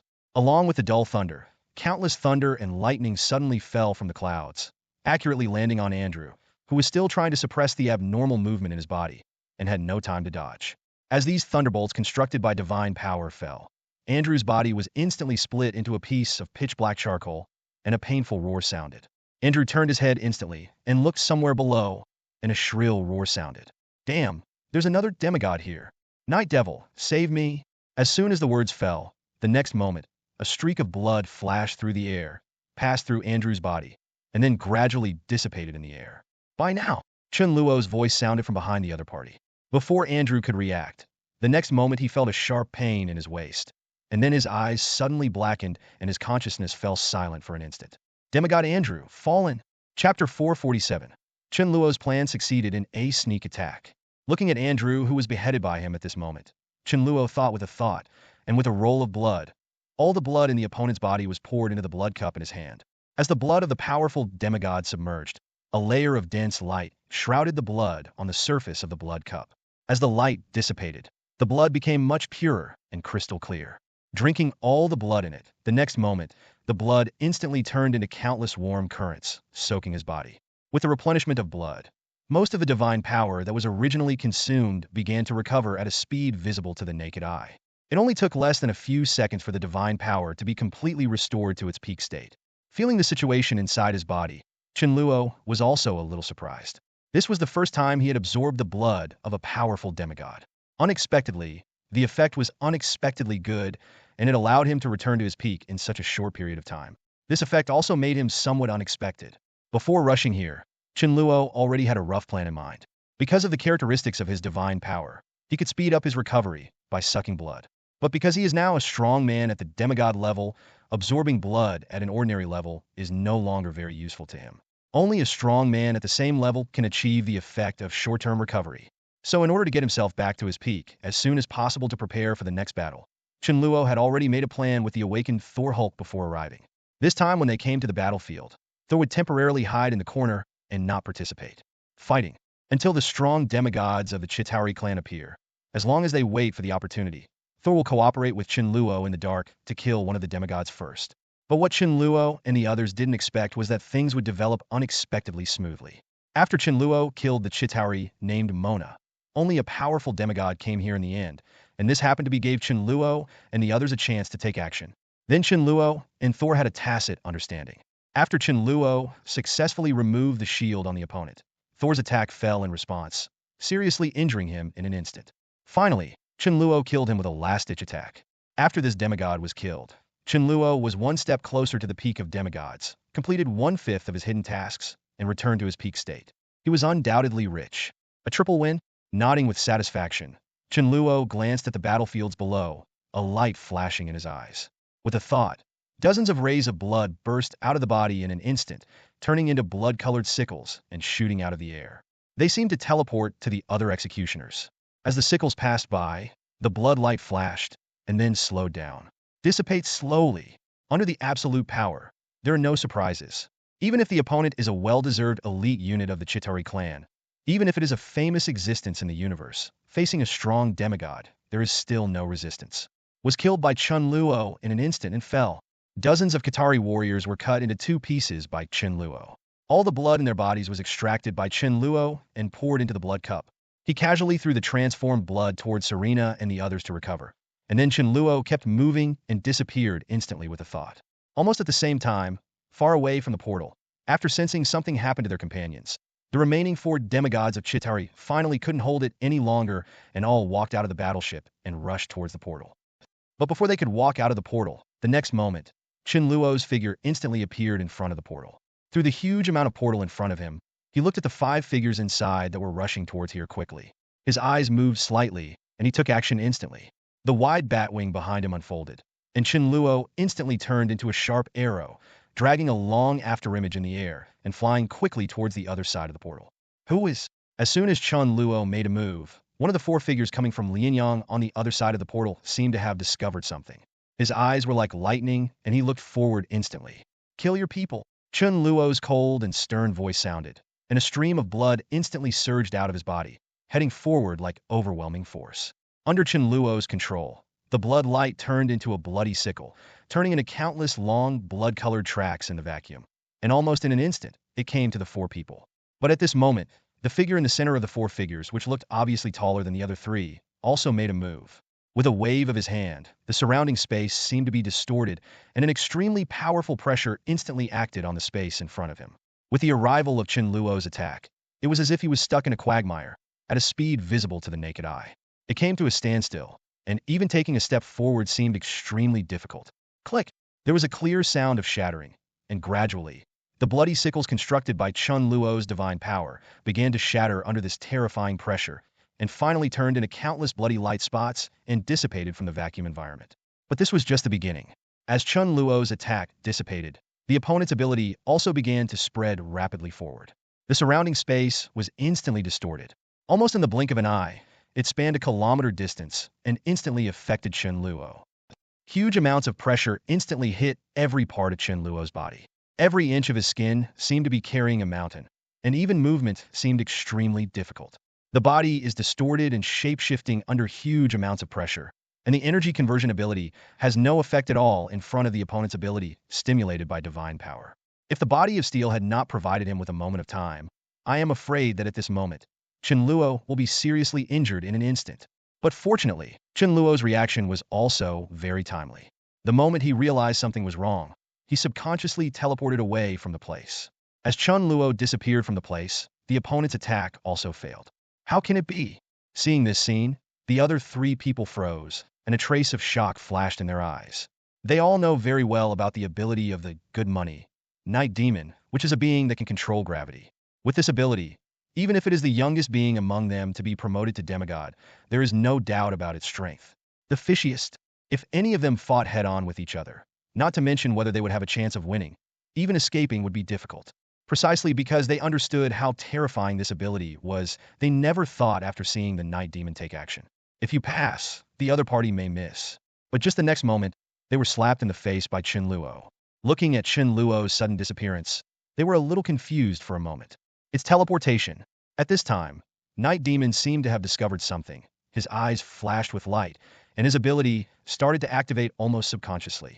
Gravity field. As the body's surface was covered by a gravity field. Then, right behind the Night Demon, Chen Luo's figure appeared, and with a flash of blood, he launched an attack instantly. Chapter 448, Gravity Control. Demigod Night Devil. Puff! A bloody sickle passed in front of him, and while the three people beside Night Demon were still dazed, he instantly split one of them into two halves, and blood spilled into the air. Roman! Looking at the figure who was cut in half by Chen Luo in an instant, several people were suddenly shocked and finally reacted. Almost subconsciously, the other two demigods moved their thoughts, and their divine power instantly surrounded their bodies, turning into two protective shields to protect their own safety. At the same time, two bloody scythes slashed towards the two of them respectively. At the moment when they collided with the protective shields on their bodies, the scythes were immediately rebounded by two strong countershock forces and turned into countless bloody light spots. Dissipate. If you look carefully, you can see that the protective shields on the two human bodies are of different colors, one red and one blue. The red is as hot as magma and seems to be able to burn all things. Blue is extremely familiar to Chen Luo, because above it, Chen Luo can feel an extremely cold and harsh aura, which is exactly the same as the divine power of the giants of Jotunheim he fought against in Jotunheim before. What makes Chen Luo even more afraid is that each of these three powerful demigods exudes an extremely powerful aura. Compared with the demigod that Chen Luo killed before, which mastered the power of the earth, they are even more powerful. It's completely off a level. Judging from the aura alone, the feeling given to him by these two masters of the two divine powers of magma and 127 frost is almost the same as that of Thor in his heyday. As for the demigod in the middle, in his feelings, even compared to the current one, he also needs to be stronger. This does not include the situation where he just killed the demigod with a sneak attack while the other party was not paying attention. If the other party was still alive, one can imagine the pressure he would face. But even in this situation, there are still huge amounts of pressure for Chen Luo. With his strength, although he was able to defeat Thor and Hulk at the same time, after the battle, his divine power was also exhausted. If it were not for the artifact of the Blood Cup, Chen Luo would have lost this battle. None of them are eligible to participate. Although there is a Blood Cup that can quickly restore his divine power, this requires the blood supply of a strong person at the demigod level. Now facing the three powerful demigods in front of him, especially one of them whose strength is one level higher than his own, Chen Luo is not sure that he can kill his opponent and obtain his blood at the same time. Looking at the short figure in the middle, Chen Luo's eyes were full of solemnity. Although they just exchanged a move, Chen Luo had a vague guess about the opponent's ability. Manipulate gravity? Judging from what he felt just now, the surrounding space seemed to be collapsed under the opponent's control. The terrifying power was pressing towards him, as if it was about to crush him into a meat pie. To this extent, pressure can only be achieved by the ability to control gravity. Thinking of this, Chen Luo couldn't help but feel extremely troubled about the other party's ability. The ability to control gravity has unique advantages in both attack and defense. Among the opponents Chen Luo has fought against in the past, this ability is undoubtedly the strongest. Even Thor's thunder is far behind compared to it. What Chen Luo doesn't know is that the reason why Night Demon has this terrifying ability is also related to his origin. During a mission, Night Devil's parents accidentally broke into a black hole in the universe due to an accident on the spacecraft, and the navigation system failed. But for some unknown reason, the two of them survived the black hole in the end. After several years, they finally returned to the planet where the Chitauri family lived. Then some time passed, and the Night Devil finally came into the world. Perhaps due to the influence of the black hole, Night Demon was huge amounts of different from other ordinary Chitauri when he was born. Not only was his appearance very ugly in the eyes of other Chitauri, but he was also taller than others. Much shorter, due to the huge difference in appearance, Night Demon was once considered to be a deformed existence. Even his parents disliked each other because of this and abandoned him when he was only about 1 year old. By coincidence, this was the moment when Thanos officially conquered the Chitauri clan. He came to the main planet of the Chitauri clan. Under the absolute power, half of all life on the entire planet was killed in his hands. The world is in a state of war. It was at this time that Thanos accidentally discovered the Night Stalker, who had been abandoned and raised outside. For some unknown reason, he raised him with his own hands, took the name of the Night Stalker, and fought for him in all directions. In the process of growing up, Night Demon showed unprecedented powerful ability. Even though his stature is very short compared to other people, his physical fitness is several times higher than that of ordinary Chitauri. Moreover, when he reached adulthood, he awakened the ability to control gravity in one fell swoop, and his strength suddenly reached an extraordinary level. After learning the news, even Thanos, a powerful god, couldn't help but marvel at the ability he had gained. At the same time, he couldn't help but pay more attention to his adopted son. After learning about Night Demon's ability, Thanos invested a lot of resources in it for its growth. With enough resources and Night Demon's powerful ability, It only took just 100 years for him to successfully break through and become a semi-finalist. Anonymity at the divine level. Because of the powerful ability of gravity control, Night Demon has just been promoted to demigod, and his strength has already become the strongest among all the demigods of Chitauri. With his own strength, in these hundreds of years, Night Demon he even conquered tens of thousands of planets for his adoptive father and killed countless lives. He is also a well-known strong man in the entire universe. If it weren't for the fact that his promotion to demigod was too short and his growth rate in the demigod stage was too slow, with Night Demon's ability, he might have reached the peak of demigod long ago, and even the gods on the higher level would have the same. There is hope. Although the Night Demon's power has not yet reached its peak, in the past 200 years of accumulation, it has also gone a long way to the demigod level. Coupled with its ability advantage, it is better than Chen Luo. It's not surprising that it's fishy to a higher level. Looking at the three figures in front of him, just when Chen Luo felt a little troubled, suddenly, the voice of the Night Demon sounded. Gravity armor. The next moment, the space on the surface of the bodies of the other two companions beside Night Demon began to distort slightly, and they were instantly covered by a layer of gravity. You go to Earth? He can't hurt you. Night Demon turned to look at Chen Luo, with murderous intent surging in his eyes, and a powerful aura rose from his body, locking Chen Luo firmly. Leave this demigod to me. Since Andrew died in his hands, let him pay for it with his own life. Chapter 449. Threat. Recruitment of Night Demon. The two demigods beside Night Demon nodded in unison, their bodies full of murderous intent. The powerful aura belonging to the demigods rose in the vacuum of the universe, and their divine power exploded. Looking from a distance, two huge balls of light, one red and one blue, appeared instantly, as if two small planets were born out of thin air, which was particularly eye-catching. Seeing the two people turning around and flying towards the Earth, Chen Luo frowned and had no intention of intercepting them. But before he had time to move, the next moment, the cold and stern voice of the Night Demon sounded. If you dare to take a step away from here, I will leave for Earth myself. I think you should understand what the consequences will be if I come to Earth. The terrifying murderous intention materializes and spreads out in all directions. Being enveloped by such murderous intention is like being in a glacier that has not melted for thousands of years, and the whole body is ice cold. You must know that this murderous intention is composed of the hundreds of millions of lives that the Night Demon has slaughtered in hundreds of years of war. Compared with the number of killings by Chen Luo over the years, it is thousands of times more. So at that time, the moment his murderous intent surged out, even Chen Luo, who had experienced many battles, couldn't help but feel palpitations in his heart. After learning about the opponent's ability, Chen Luo also knew that the demigod in front of him was definitely the strongest opponent he had faced besides Lauf. And for a strong demigod like Lauf, Chen Luo knew that with his current strength, it is difficult to be his opponent, so he has never directly fought against him. But things are different now. Feeling the aura and killing intent coming from the Night Demon, with Chen Luo's current accumulation, he is still one level behind the opponent. But this time he cannot choose to retreat like before. Once he chooses to retreat, if he lets the opponent go to the Earth, then there will definitely be a bloody storm on the Earth. Although Chen Luo knew that Sorcerer Supreme still existed on the Earth, he could not guarantee that the Sorcerer Supreme would actually appear. Furthermore, it was not Chen Luo's style to place his hopes on others. If possible, he would still prefer himself solve the trouble here. But if he wanted to stay here to entangle the other party, he couldn't care about the two demigods who had just left.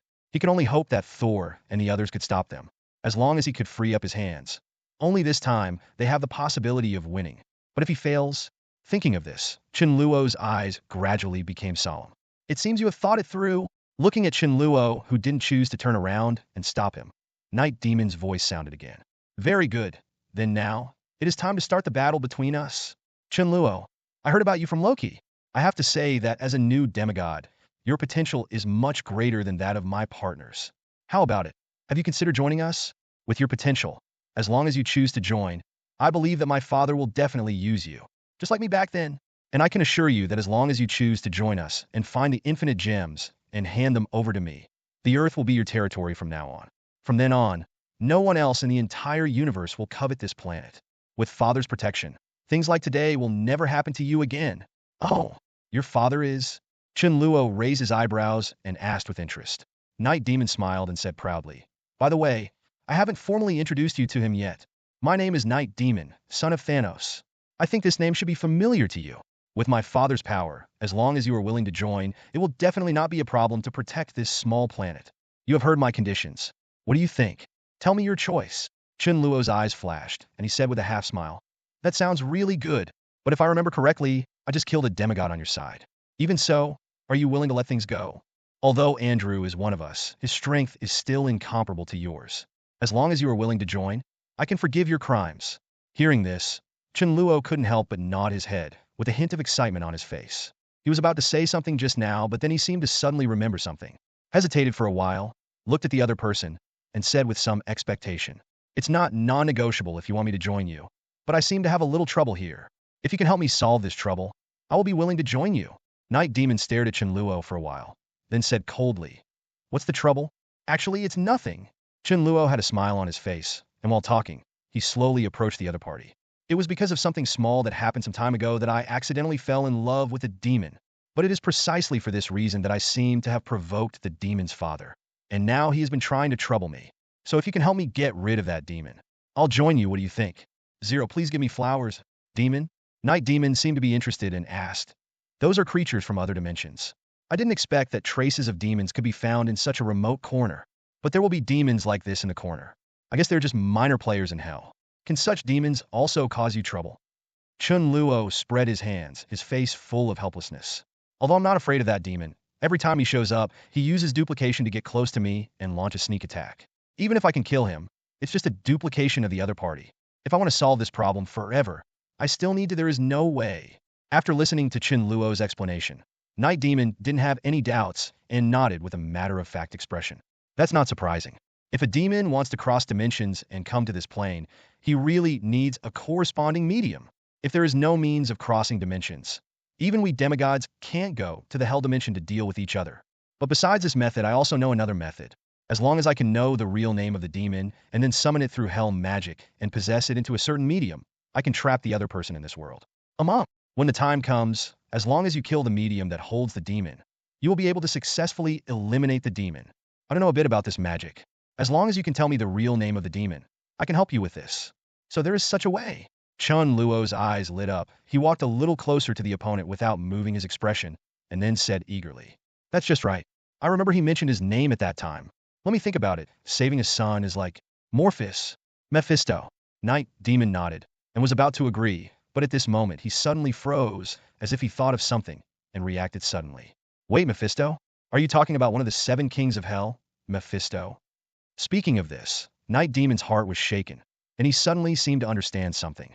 But at this time, after getting close enough, Chen Luo no longer tried to hide. With a thought, a ray of blood burst out of his body and threw the dirt forward.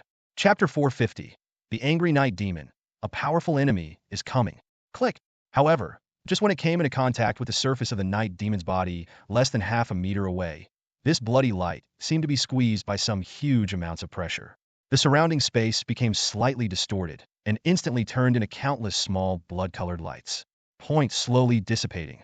Seeing the countless light spots dissipating in front of him, Night Demon's face instantly darkened, and he looked in the direction of Chen Luo.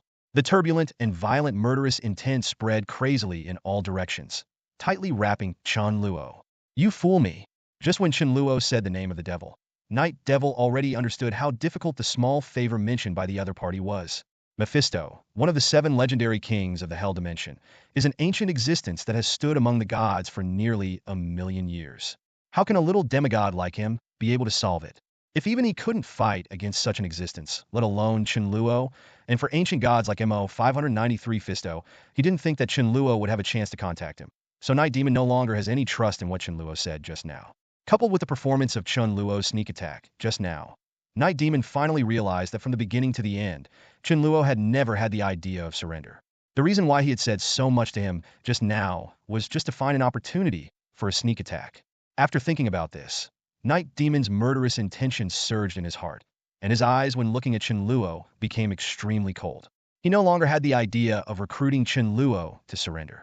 With a thought in his mind, he launched an attack instantly. Gravity field. The field was fully opened, covering tens of thousands of meters in an instant, and terrifying pressure acted on it. In this field, the space began to twist and squeeze slightly, and the meteorites floating in the vacuum environment were also squeezed and shrunk by hundreds in an instant. 1,000 times, the original stone texture was transformed into a metal texture, with a faint dark light flashing through. Although the power of the Night Demon's gravity field is very terrifying, Chen Luo had already used teleportation to avoid the opponent's attack long before the opponent used the field. 10,000 meters away, Chen Luo suddenly appeared on top of the meteorite floating in the vacuum. Looking at the gravity field so close to him, his eyes flickered, as if he was thinking about something. The next moment, Chen Luo kept moving, and with a thought, overwhelming blood gushed out from his body, spreading to an area of 10,000 meters in an instant, turning into countless long, blood-colored needles, like heavy rain falling towards the inner realm. It's useless. Night Demon snorted coldly, and the murderous intent on his body became even more intense. With a thought, the gravity field instantly collapsed and turned into an armor made of gravity. With a move of his feet, it turned into a humanoid cannonball, broke through the vacuum, and fiercely headed towards Chen Luo. Head towards the doctor. Boom! Below the portal, as the Chitauri army constantly emerged from it, the battle in the Manhattan area began to become more and more intense. However, as the previous executioner troops were killed by Chen Luo, there were not enough extraordinary powerhouses. Even though the Chitauri side had an absolute advantage in military strength, they were still led by Thor, Hulk, and others. Gradually took advantage. Accompanied by a deafening and terrifying noise, the giant battleship that originally carried the executioner troops in the sky was being crazily destroyed by Hulk, who was in a state of rage.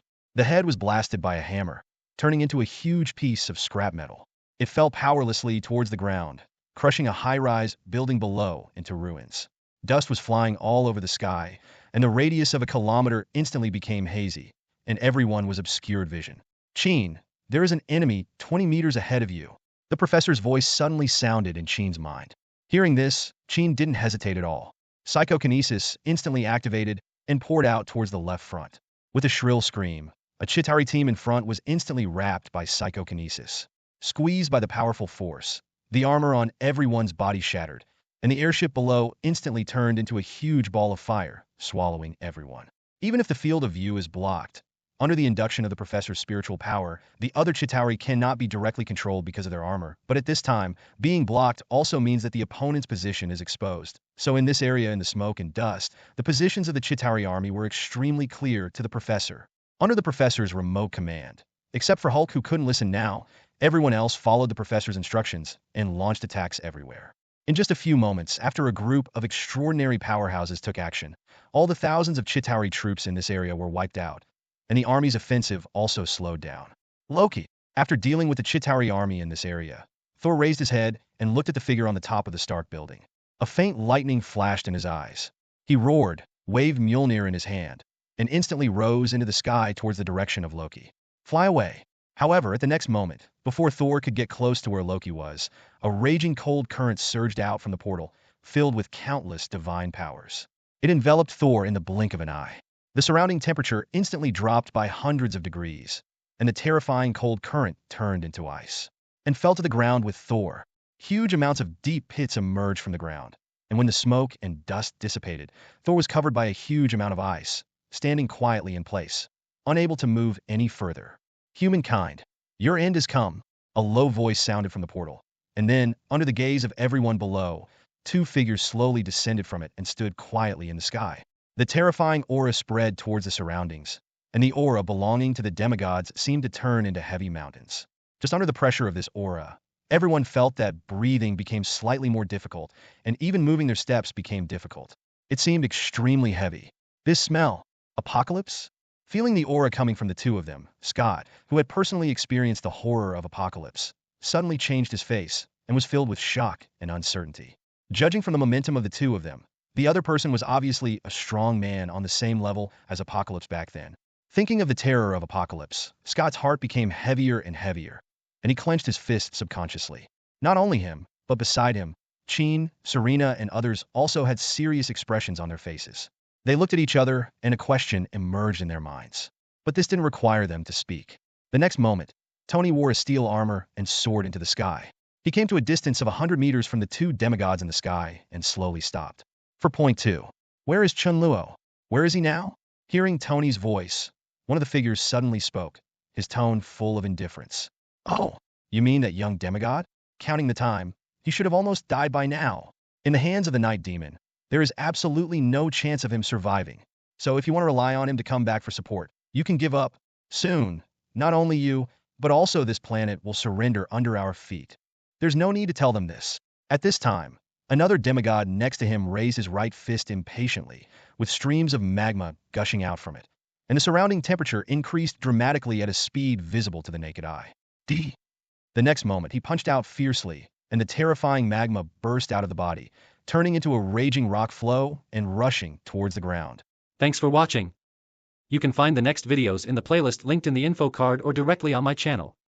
If you have any feedback, I'd love to hear it. Feel free to drop a comment.